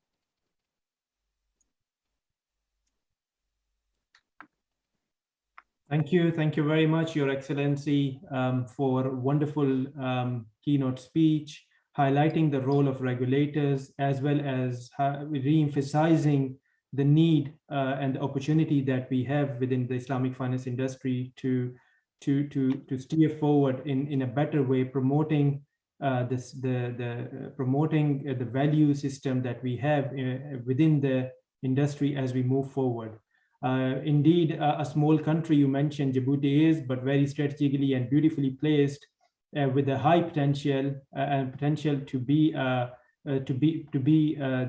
hub for Islamic finance for the region, inshallah. And a lot of work has been done, very ably led by the Central Bank of Djibouti and yourself. Huge appreciation for the work that you do and the support that you extend to other infrastructure bodies. I know that you are a member of IFSB, you're a member of AOFI, and you continue to work with these stakeholders and infrastructure bodies for the development of Islamic finance in Djibouti. So wish you the very best in the work that you do for providing stability for the financial system in Djibouti and promoting to the cause and the growth of Islamic finance globally, inshallah. And we hope that, if your time permits, you can stay with us for some question answers towards the end of the session. But if unfortunately, if you have to leave, then, we thank you very much for being with us as well. The session continues, this particular session on the regulatory or the role of regulators. We are glad to have with us Dr. Judah Agung, who is an assistant governor at Bank Indonesia. He also heads the macroprudential policy department at Bank Indonesia and has been associated with IMF and has been an executive director of economic and monetary policy in Bank Indonesia. Dr. Agung, I understand you will share the role of regulator from your perspective in the post-COVID world and from Bank Indonesia's perspective. So we are glad and honored to have you here. Thank you for, of course, to yourselves as well for the support provided in organizing this event.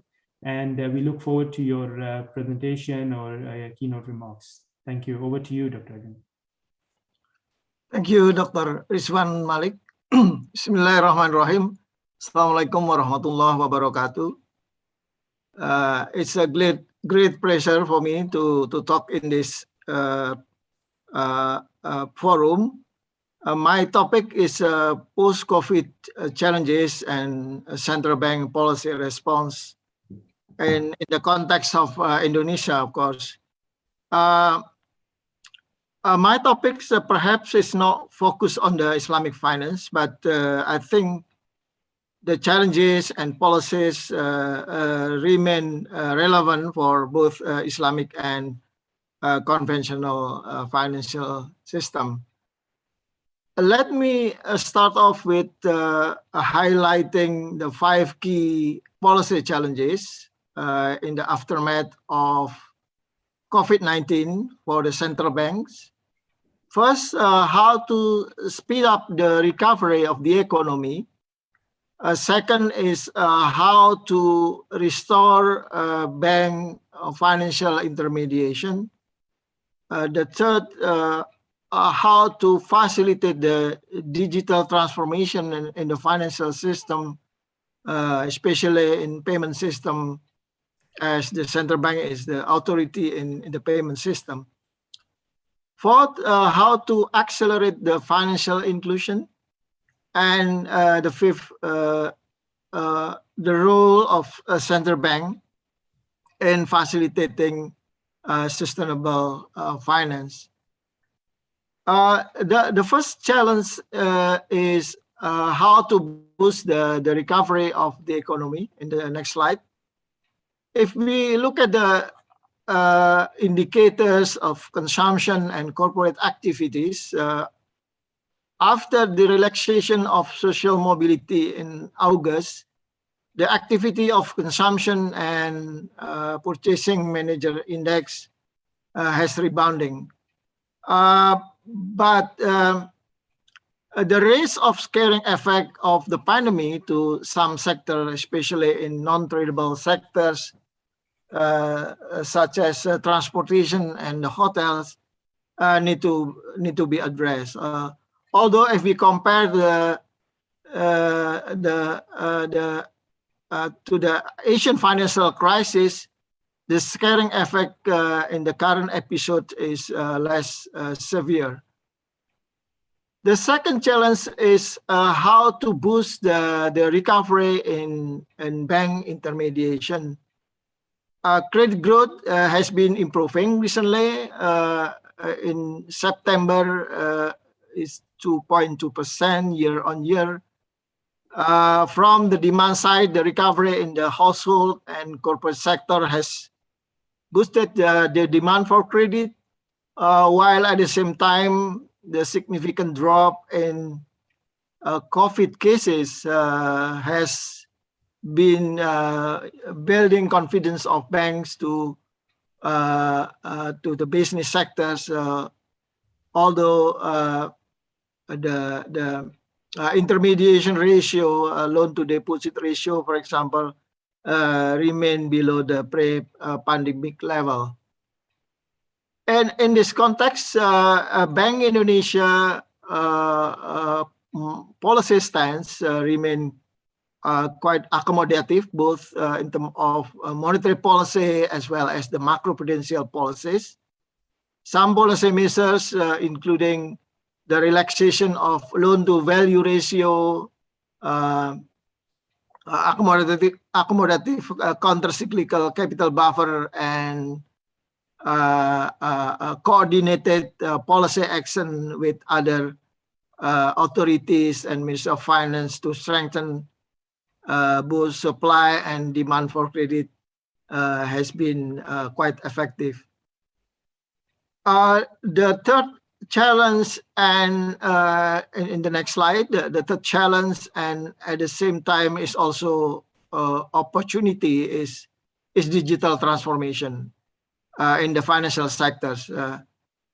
Indonesia is the fourth largest in terms of volume of mobile payments to GDP ratio. This is a report by FSB, and we are the sixth largest in the fintech credit in terms of dollar per capita in fintech lending. The digital banking also have been growing very fast recently. Since last year, for example, the total transaction in the banking, digital banking is double, this year compared with the last year. As the payment system authority, Bank Indonesia has a blueprint of Indonesia payment system for a vision for 2025 as the basis of digitalization of payment system, which is the key for bank digitalization. This have been done through first on regulatory reform that further encourage industrial development, spur innovation, and integrate the digital ecosystem. Second, standardization of digital transaction, such as recent initiative of standard open API and QR Indonesian standard. And the third initiative is on the infrastructure, development of digital infrastructure through Bank Indonesia Fast, BI Fast, that launched last week, and a data hub of payment transaction. The fourth challenge, in our view, is on financial inclusion. This is also an opportunity, of course. The demand for SME financing is still quite large. Only around 30% of SME have access to banks, while the rest, around 70%, is still unbanked. And our survey suggests that around 43% of unbanked SMEs needs bank loans, which is around 1,600 trillion rupiah. In this context, recently we just issued the regulation on the financial inclusion. In the next slide, this include the possible cooperation between banks and fintech in extending the loans to medium to SMEs sectors. Digitalization is also one of the avenue to boost the financing for the SME sectors. Finally, fifth challenge is how to integrate the sustainable finance into central bank policy framework. In this slide, this is Bank Indonesia Sustainable Finance Framework with three key pillars. The first is a green macroprudential. The second is a green financial deepening, and the third is green SMEs development. For the first pillar, the green macroprudential policy, the objective is how to use the policy, macroprudential policies, to provide the incentive for banks in lending to green sectors. In doing so, BI has started to regulate the green financing by introducing the green LTV in 2019. And on the green financial deepening, we focus on development of green money market instrument and short-term financing, as a central bank is responsible for the short-term rather than in the medium or long-term instruments. Indonesia is also the largest green sukuk in Southeast Asia. And in the final slide, we also developing green SMEs. There are three pillars: development of circular economy, development of a business model of carbon farming, and green SMEs. Reporting to allow better access to investor financing. So that's it. Thank you very much, and have a good day. Thank you.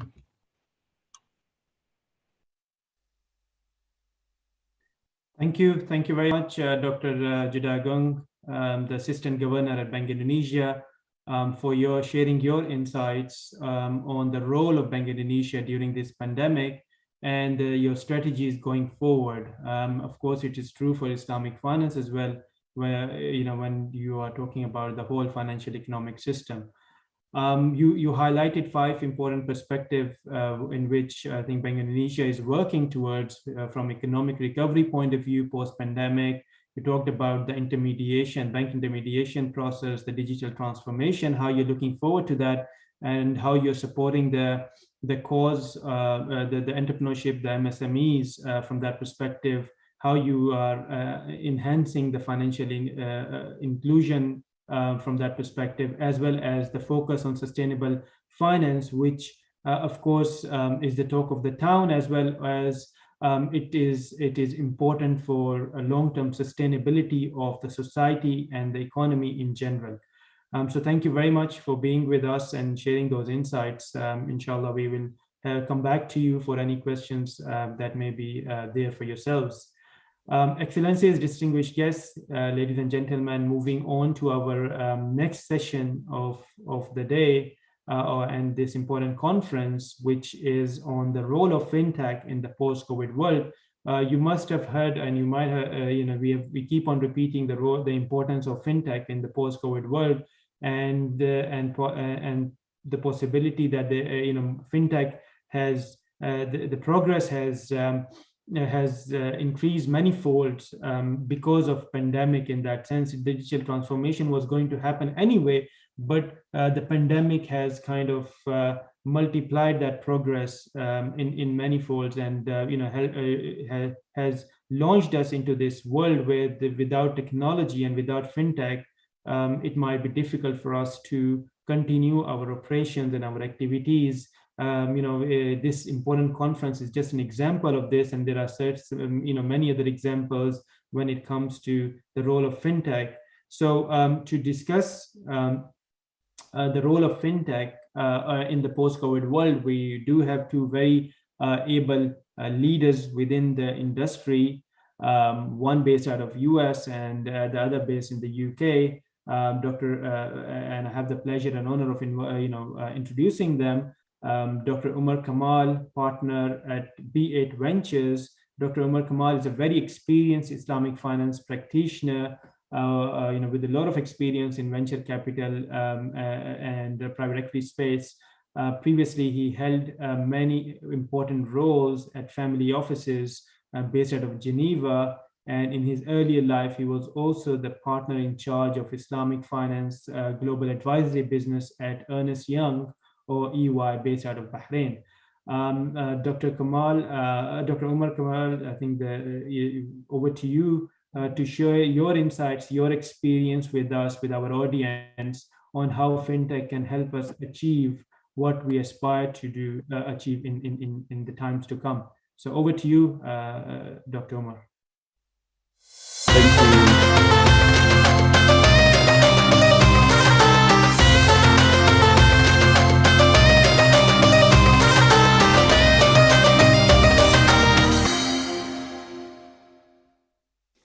Thank you very much for the kind introduction, and it's my pleasure to be presenting in front of such esteemed audience.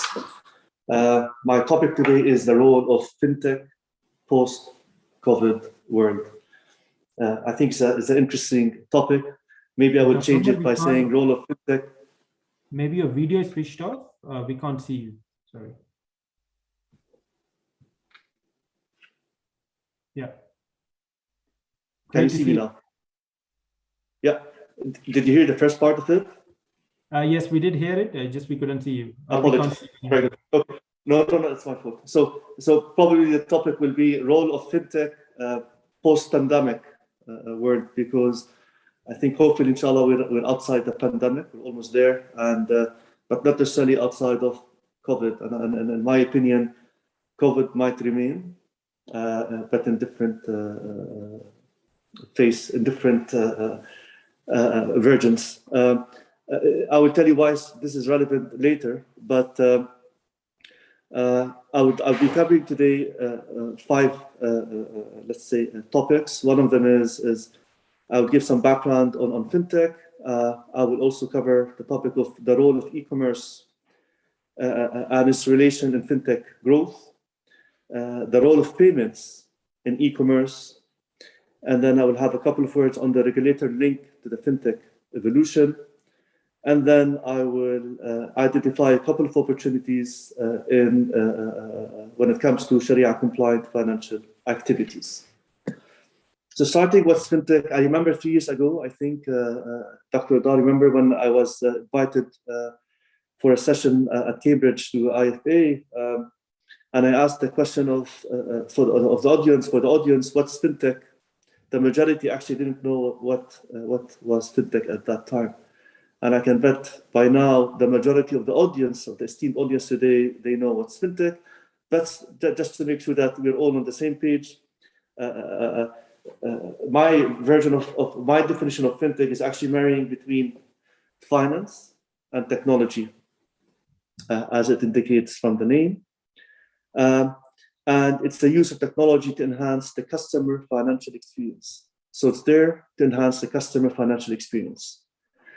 Now we can actually challenge ourselves and say, is it actually moving from fintech to tech fin? So starting with tech before fin, that's interesting. Because for instance, if we go to the Alibaba of the world, where remember they started as an e-commerce company, then they became very involved in fintech through Alipay. Or Tencent, which started, as you remember, one of the core businesses used to be gaming, then WeChat, social media, but then it also became very powerful in the payment space through social media. So here the question is, are tech companies getting more and more involved in finance or in fintech? The answer is yes. And are banks becoming more technology companies? And the answer is yes. So I don't want to confuse you more, but we are at that crossroad of the evolution of fintech. Now, there's something else that evolved from that definition, which is embedded finance. Embedded finance. And here it's mainly to enable the non-financial institutions to provide and enhance customer experience. So here I'm talking about the non-financial institutions. This is quite interesting because now in most transactions happening in the world, I'm not talking about payments, by the way, most experiences happening around the world, most technology-based experiences, you will find an element of finance. There will be an element of finance. Hence the impact and the evolution of embedded finance in the world of fintech. It's significant, and I think we are still at the start, and I'll tell you why later. So that's a quick background on fintech, and now we'll move to e-commerce. You might say, what's the relevance of e-commerce to fintech? Actually, the pandemic triggered that strong link and relationship between both. There has been a significant growth in e-commerce as a result of the pandemic / COVID-19, where there are around 4 to 5 trillion of annual global retail sales shifted from offline to online during the pandemic, from offline to online. There are about 200 million shoppers that came online due to the pandemic. Another example, during the pandemic, about 40% of online grocery shoppers were first-time users, with the first-time experience. Hence, the evolution of something called last mile delivery, as you know. Despite all of that, the majority of global retail shopping remains to be offline. Hence the potential we're talking about. So despite the numbers above triggered by the pandemic, the majority of global retail shopping remains offline. Now, again, you'll ask, why are you covering e-commerce, although we're talking about fintech? And I can only tell you, with any e-commerce transaction, there has to be a payment element. So when you go to any platform to buy online, you end up paying. You end up checking out, and to the checkout, you have to pay. And that payment part is fintech. So imagine the amount of transaction that happened in that space. And that's only focusing on payment side. I didn't talk about the onboarding. I didn't talk about the currency exchange. I didn't talk about buy now, pay later. This is all related to e-commerce. So what I'm trying to say, the sad news resulted from, of pandemic resulted on us as people, as on our health and so on, had a very positive impact on e-commerce, which had a very positive impact on the fintech world, mainly to the payment world. Let's zoom into that payments world. Imagine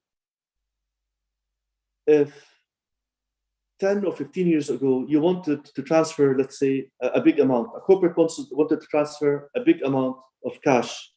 Let's say, I'm just giving an example, from, let's say, Singapore to New York.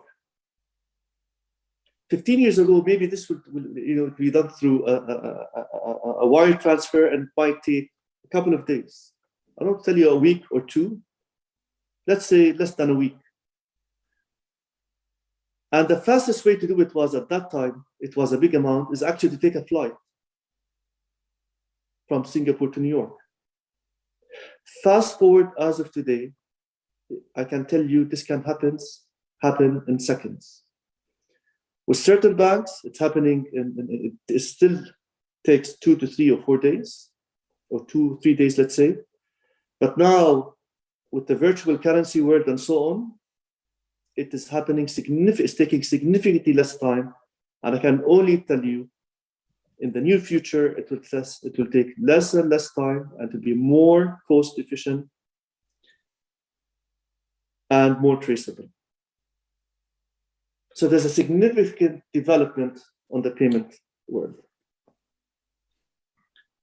Now, maybe you agree or not, but I will tell you, we have a generation that's going to come, or is already there, that will not understand what's cash, maybe not appreciate it, because all what they will see and face is actually digital payments. Our generation is not used to that. Remember, we always say cash is king. And maybe this new generation I'm talking about would learn not about cash, about virtual currencies through gamification. Imagine a couple of years from now, 4 or 5 years from now, 90% of the population of the world will have mobile phones. And these mobile phones will enhance and will be empowered by different payment systems, from contactless cards to virtual mobile wallets and so on. So imagine the impact of that on payments and hence fintech. So through digital payments, the physical world is becoming more virtual, and this is very important. So through digital payments, hence fintech, we're making the physical world more virtual. You want to talk about, let's say, IoTs. So you might have a fridge or the next generation fridge, which actually exists now. You can open it. You can see through AI what's empty in the fridge. It can order the milk by itself, and it can do the payment by itself. Let's talk about wallets and digital wallets. In our days, or previous generations even, the best way to save money, the majority was through the bank account, a saving account. Guess what? This is rapidly evolving, and now we have competitors of banks that they are creating digital wallets where you can save your different digital currencies in such wallets.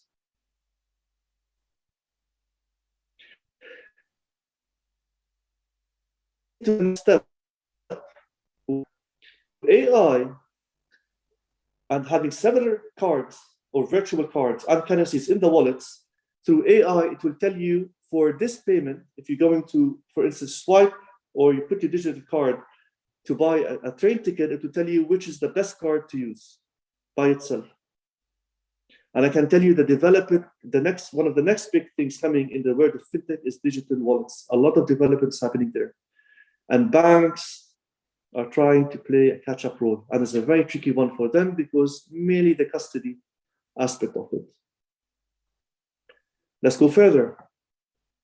You'll be able to do a payment in the near future through a chip that is planted in your body.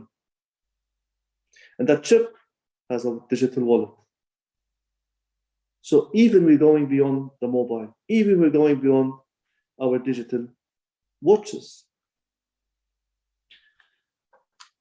Let's take it a step further and link what's happening between fintech and the gig economy. Some estimates are saying that in 10 years, 50 or 60% of the workers in the globe will be related to that type of economy. Hence, that they have a couple of hours on the weekend and they want to work, they will work with, let's say, the Uber of the world or the Deliveroo of the world and so on. And I'm sure your question is, how is this relevant to fintech? It is relevant because these guys need to be paid, and usually it's paid virtually.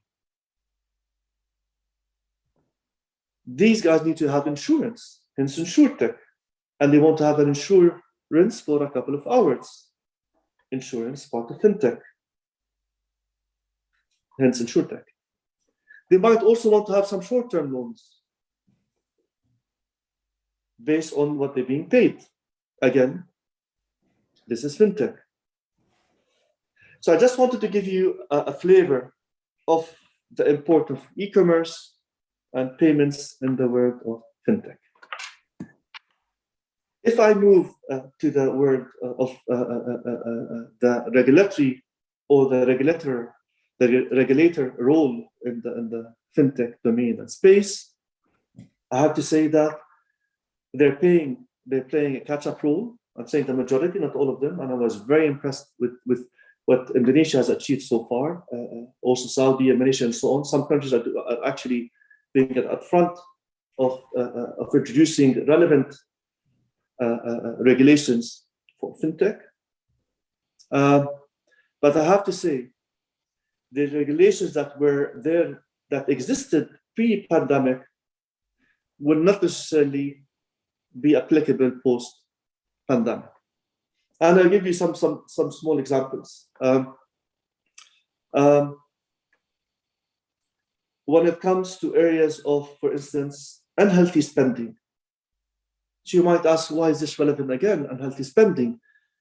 And I'm saying because the opportunities and the apps that are introduced to the consumers, if these are not actually regulated, this might trigger unhealthy spending for the different segments or certain segments of the market. What about social scoring leading to anti-discrimination? That's a very important topic, and maybe the regulator can play a role there. What about if the AI robot is giving a false advice, investment advice to the customer? So these are small examples I think the regulator can, I don't want to go to the data privacy and so on, but they can play a major role. I believe the regulator of the future needs to recruit data scientists, software engineers, and even fresh graduates that actually, while they are at the universities, they're their own university, and even at high school, they use, and they transact with virtual currencies, and they will appreciate that. They'll appreciate virtual currencies and enhance customer experiences and so on. So I think we are going through an evolution also at a regulator level. Some regulatory bodies has also introduced sandboxes, which I think is an amazing idea. For me, one of the most promising segments in the world of fintech is RegTech, which is regulation and tech, especially when it comes to onboarding and digital identity. This is a very important area, and the regulator can play a major role there. Now, my last part is related to the opportunities in the world of COVID, post, let's say, pandemic. And here I want to have a twist or link to Sharia-compliant fintech. One of them is halal investing and robo-advisory, which actually we have a couple of initiatives there, and some of them are doing relatively well. Halal payments, that's very interesting. Halal digital wallets, or Sharia compliant digital wallet, that's a very big area to be worth tackling. Using AI in tracking the Sharia compliance structuring of products. Creation of platforms for zakat management. So these are some, and I have a couple of ideas where I'm personally also involved in, and so on. But I just wanted to give a flavor of some of the opportunities. Last but not least, I can tell you that fintech, in general, we are still at a very early stage of evolution. And if that is the case of fintech, imagine what's the case of Sharia compliant fintech. Thank you very much. Thank you very much, Dr. Umar. You've, as usual, for your very thought-provoking remarks, questions, and highlights, and the opportunity that the fintech industry provide us. You talked about various points, among them the role of regulators, the RegTech remains a highlight, the opportunity that we have for the Sharia compliant fintech industry, as well as the last word, which was very important, zakat management, which remains a huge opportunity and a huge sought after kind of issue within the industry. We want to make sure that our zakat reaches the right person at the right time. So I think it achieves a lot of those objectives. And you rightly mentioned that we've just started, and I think we've got a long way to go. And inshallah, with the collective effort of the regulators, the policymakers, the entrepreneurs, and the support that comes from investors, we will be able to solve some of the problems and the gap and fill the gaps within the industry, inshallah, in the times to come. So thank you very much. We were going to have one of our budding entrepreneur from the Islamic finance space in the US, but unfortunately, I think there are some technical issues and he's unable to connect. It was Mr. Khalid Parekh, who's the CEO and founder of Fair Fintech. He's, among others, very passionate about making a difference to the society he's living in. He has his own fintech or IT business set up, but when the local business or local society was not able to resolve his financial requirements in line with his faith, he decided, together with other entrepreneurs, to set up his own fintech or new Islamic bank, new bank. So unfortunately, we are unable to have him with us, but it's a great venture that he has set up. And I invite you to visit the website and hear what important gap they are trying to fill, and provide a solution to the society in the US. With that, ladies and gentlemen, we come to the last segment of today's conference, and that is basically a more interactive engagement between the attendees and the speakers. And we would like to provide this opportunity to all of you to ask questions. If you would like to ask by voice, then we can do so. And if you would like to put in the chat window, please do so in the chat window, through the chat window. However, I'd like to take the opportunity while you do that. I would like to put forward few questions to the speakers. Some of them have come from our attendees and others from myself. So let me first of all start with one of the more important questions, and that question has been asked by one of our attendee here, and the question is, how can I think in a nutshell, what has Indonesia done to achieve the position of #1 at the Islamic Finance Country Index? Has it been just because of the Sukuk issuance? And I think it'll be good to provide how IFC ranks countries based on its multivariate methodology. And I think the leading on the question is, how can Indonesia retain and maintain its #1 position for the times to come? I think that maybe that question can be answered by Dr. Adnan or Dr. Humayun.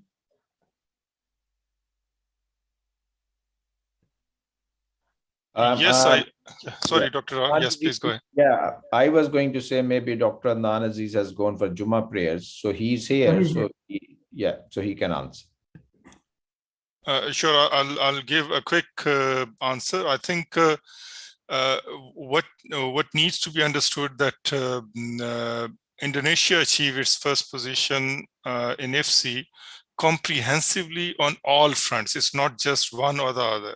However, if we were to sort of identify which one has played perhaps more of a role, and it's not time for us to go into the detail of the methodology, but just to identify the sector, it would be fair to say that Islamic social finance sector has been the most vibrant of all. Amongst all the countries we have reviewed and ranked under IFC.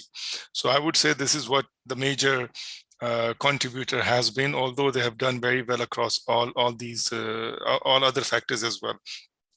I think what is important and worth mentioning here, that the country, and this is an overall perspective across all the factors we have included, that the country enjoys full commitment and support of the president himself and all the government sector bodies and organizations. So the state ownership has played a significant role in helping country achieve, the position it has. Obviously, Ministry of Finance, Bank of Indonesia, and so on and so forth, they have all been instrumental in promoting Islamic capital market, for example, in the country. And so all in all, we believe that it is fair to state that the country has actually scored very well across all sectors, but let's certainly give a particular credit to Islamic social finance. Thank you. Thanks very much. There's another similar question to Dr. Humayun. The question is, Indonesia has a huge opportunity to optimize the Islamic finance market by developing more variants of sukuk financing, such as cash work-linked sukuk and green sukuk.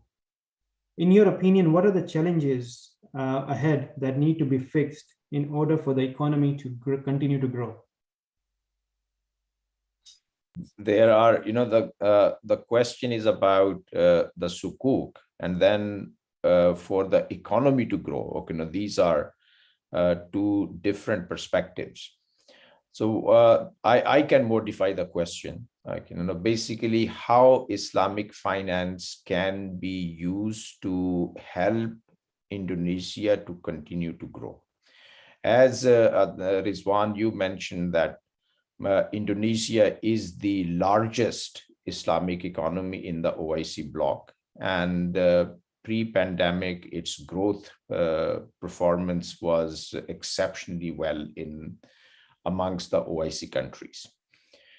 Islamic finance historically has not played a very significant role in the country. It's only in the last 5 to 7 years that the role of Islamic finance has become very visible. And in this respect, the development of Islamic capital market in the country must be mentioned with great relevance. Ministry of Finance, in conjunction with other bodies, has been very innovative in coming up with structures which have not been utilized in other parts of the world.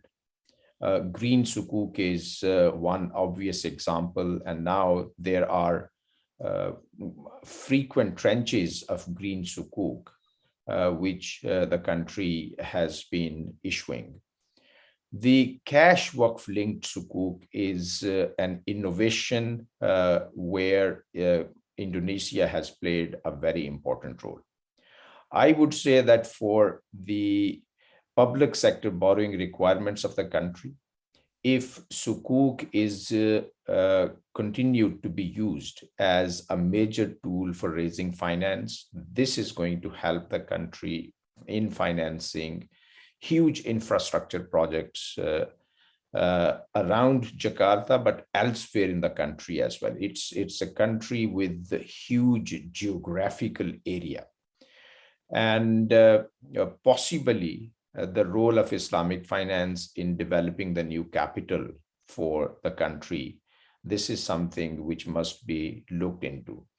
I believe that if for the retail sukuk distribution, if this is improved, the participation of the local market, local players, that would play an important role in increasing the growth in Islamic capital market and, of course, sustaining it as well.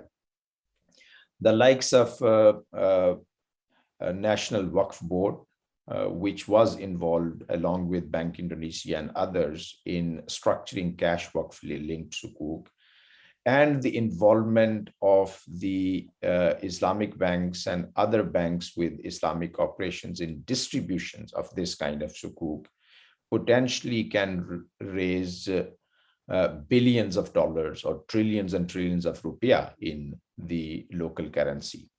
So I believe, given that the size of Islamic social finance sector is huge and it's growing and it has a lot of variants, Islamic social finance is not just about providing microfinance, Islamic microfinancing, but it's about zakat, it's about waqf, it's about Baitul Mal wa Tamwil. This is a country which has proven to be a center of excellence for Islamic social finance. A lot of people have been talking about Islamic social finance pre-pandemic. However, these calls for actions were not taken seriously. During the pandemic, Islamic social finance has come to the forefront of Islamic finance, and here Indonesia can play a huge role, not only for economic development in the country and its growth, economic growth, but also it can provide a role model for other countries to follow if they are looking for the utilization of Islamic financial tools for economic development and growth. Thank you. Thank you very much. I think this was very helpful. Do we have His Excellency Dr. Fahad on the line? Yes. Excellent.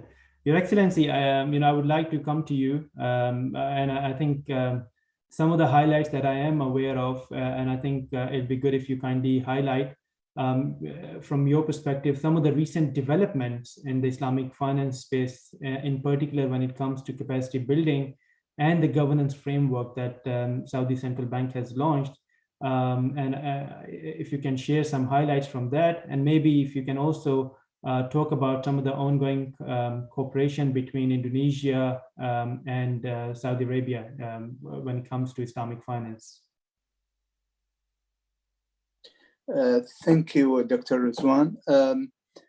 Of course, I mean, as you all know, Saudi Arabia has the largest assets when it comes to Islamic finance globally, and we have been very active in promoting more and more Islamic finance in the kingdom. Retail banking, more than 95% in retail banking is actually Sharia compliant. The overall assets it's above or around 75% of our assets is Sharia compliant. We have been active, especially the central bank, and also under the Vision 2030, we have under an important pillar to promote and develop the Islamic finance in the kingdom. We've started as a central bank a few years ago in developing human resources, which is very, very important, especially in Islamic finance, which we started a number of programs to invest in developing these resources. In addition to that, research in Islamic finance. Saudi Arabia, we have lots of research conducted on Islamic finance, but mostly in Arabic. So we had a program to translate it into English. And also we launched an Islamic finance research program. So simply we fund research in Islamic finance, and this is open for any teams from Saudi Arabia joined with others from outside Saudi Arabia. Awareness is very important, and we've done a number of workshops and conferences. In fact, inshallah, in 2 weeks' time, we're going to have the IFSP summit, inshallah, in Jeddah, and the focus again on Islamic finance. We encourage innovation, and this is very important when it comes to developing Islamic finance, innovation, and we've seen in our sandbox when we established it more and more products based on Sharia compliance.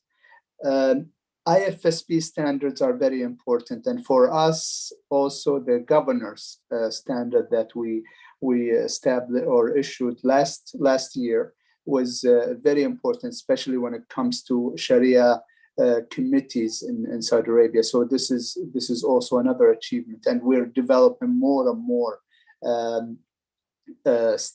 or working on implementing more and more standards for Islamic finance.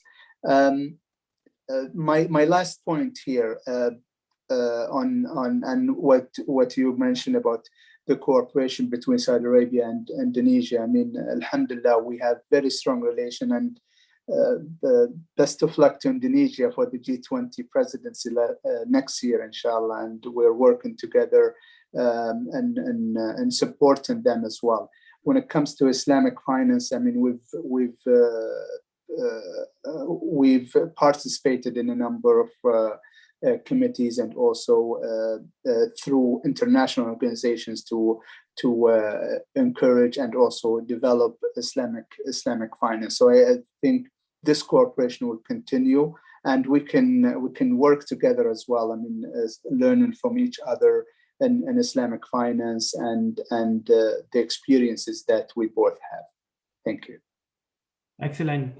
Thank you, Your Excellency. We at AOFI are a huge witness of the support that comes from Saudi Central Bank when it comes to implementation of the standards and the development of the industry in general. So thank you very much for sharing those highlights. I think there are a lot of details in there. It's just that time doesn't permit for us to go into those, but thank you very much for all the work that you do at Saudi Central Bank and all the recent initiatives that you're leading for the betterment of the society and the continuous growth of the industry, inshallah. I'm going to bring in Stella in the middle. Stella, are you with us?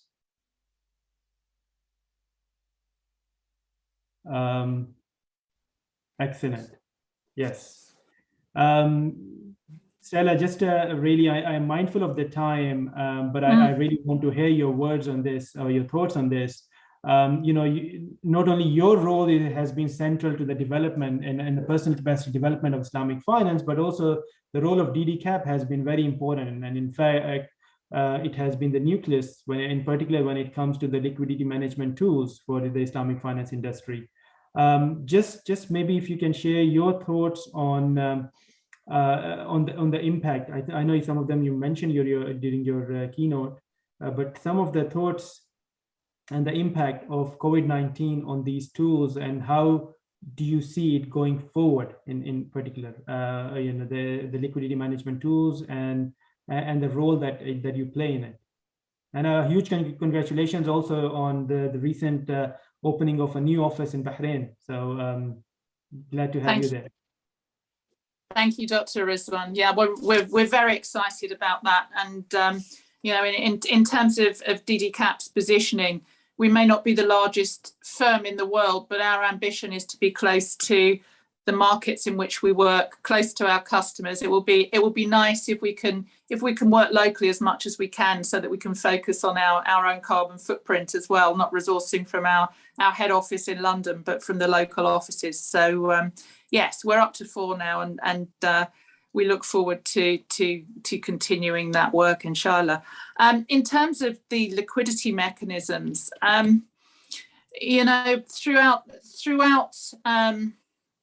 throughout this crisis, what has been very important is not so much the contractual arrangements, the tools, the relationships that were in place that have been. There are 2 things that I think I'd like to highlight. First of all, it was the nature of business continuity and connection. And again, that is where the tech efficiency has been so very important, because undoubtedly, as the pandemic started to spread across borders, impact different nations, impact different markets in a different way, banks, institutions were starting to work in a way that they hadn't before. So undoubtedly, that was a problem initially, and we've talked about. I talked in my presentation about how banks were impacted in delivering their services to customers and to managing their core functionality, and managing their liquidity became an aspect of that, and making sure that they had the mechanisms, the efficiency, the technology in place for smooth process was a very critical part of responding to the crisis. As a former banker, I think we all have our business continuity, our disaster scenario plans in place, but it's only when we actually hit the button on them and see what the impact is. And I think no matter how much we had practiced for outages and percentages of our staffing being out in sort of business continuity, disaster recovery centres. I don't think many of us had envisaged having everybody out simultaneously for an indefinite amount of time. So the technology applications have been very important there in ensuring the efficiency and the ongoing connectivity of liquidity between institutions, between markets, cross borders, and so on.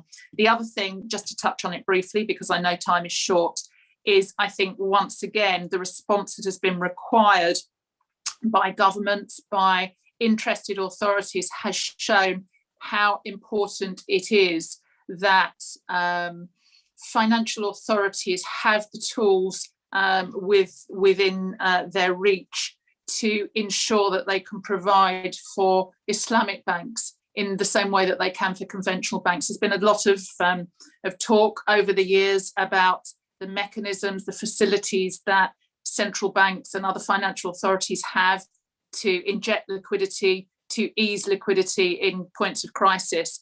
I think these were obviously very necessary during the pandemic. I think we were left as an industry a little bit wanting at the point of the global financial crisis. I know those central liquidity injection facilities and the structures, the mechanisms to support them were lacking. The performance has obviously been a lot better this time, but I think we need to keep on working on that as an agenda item. And I, with many others who are online this morning, will greatly look forward to the Bank of England finally delivering its only solution to doing that for the UK marketplace. Certainly.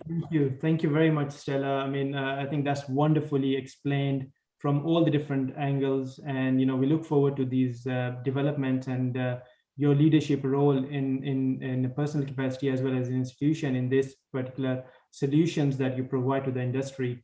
Definitely. So as you rightly mentioned, I mean, and as Mike Tyson said, and again, I'm quoting Global Islamic Finance Report, everyone has a plan until they get hit. So, and I think COVID definitely has tested us, and probably one incident where the whole humanity in general was tested, not just one individual or one society in that sense. There are some leading questions. I have certainly some other questions that I would like to ask, but I'm mindful of the time as well. We've already gone 10 past the time allocated to this particular program.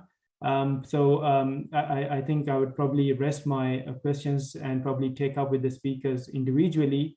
I have, of course, for Dr. Agung and for Dr. Umar Kamal, but I think they've very ably covered the perspectives and the opportunity that the current times provide to this to the Islamic finance industry and the society in general we live in. So I think just to wrap it up, I think this has been truly an entertaining and educating session and a conference for me personally, and I'm sure it is for the others who have joined us.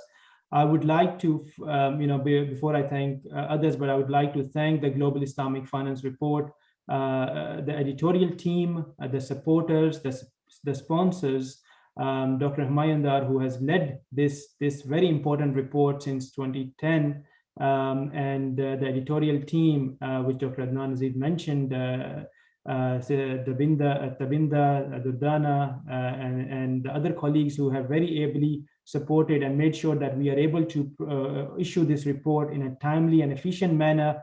Huge thanks to all the contributors. Actually, in fact, in the last 12 years, we have received no less than 300 contributors to this report. And these are all leaders, practitioners, policymakers, decision makers coming from different parts of the world. So we're truly honored for all the support that has been extended, and of course, financial support that has come from different organizations. DDCAP has always been there as a supporter, but also other important financial institutions and other institutions who have made sure that we are able to produce this important report. And who knows, inshallah, who will be the number one when it comes to the IFCI ranking 2022. So inshallah, wish everyone all the best in that. For the conference today, let me thank all our esteemed speakers, starting with, of course, Dr. Humayundar, who invited me to the event, and then His Excellency Dodi Puri Walayu, the Deputy Governor of Bank Indonesia, His Excellency Dr. Fahad, to be with us, while in his business trips. Thank you for sparing your time. Stella, glad as usual to have you here and wish you all the best for all that you do in wearing different hats. We're also truly honored to have His Excellency, the Governor of Central Bank of Djibouti, Ahmed Usman. Glad to have Dr. Agung with us, as well as Dr. Adnan Aziz, who provided a very comprehensive overview on the Global Islamic Finance Report. Huge appreciation for Dr. Umar Kamal for asking for delivering the last keynote and also sharing his insights. I think crux of his last decades of experience coming into this very short time. And I think you asked some very relevant questions for us. Huge appreciation for all the attendees who joined us from different parts of the world. We'd like to thank you all for joining us. It has been truly honor to be your moderator for today, and inshallah we look forward to continuing and meeting you in person when time permits and when we can, inshallah. Before we go away, let me maybe have another quick photograph, if the organizers may allow us. Maybe we take one more photograph with cheese on it. If you can want everyone to take switch on their video, the cameras. I think we'll take a photograph now before we go away.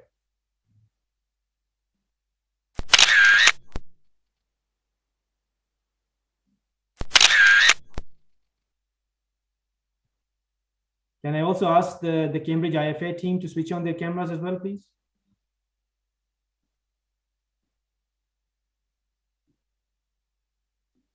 The editorial team, is it?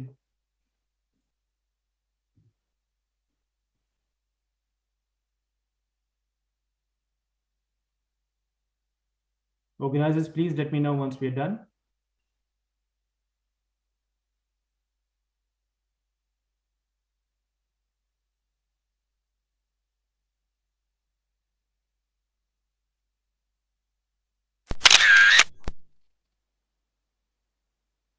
With a big smile on.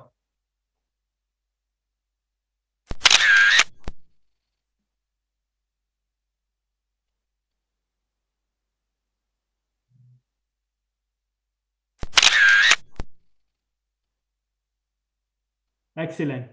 Ladies and gentlemen, thank you very much for being with us. I see that a lot of people have joined from different parts of the world. It's a truly honor to have you all here. Glad to have you join. Hopefully you enjoyed the session today, and hopefully we look forward to meeting you, continuing our dialogue, continuing our good work that we are doing in our own areas and our fields, and together we can provide for the solutions for the Islamic finance industry and the society at large that we are part of. Thank you very much. Be safe, and inshallah we look forward to seeing you again at the future events. Take care of yourself. Ama salama from our side here, and have a good rest of the day. Assalamu alaikum.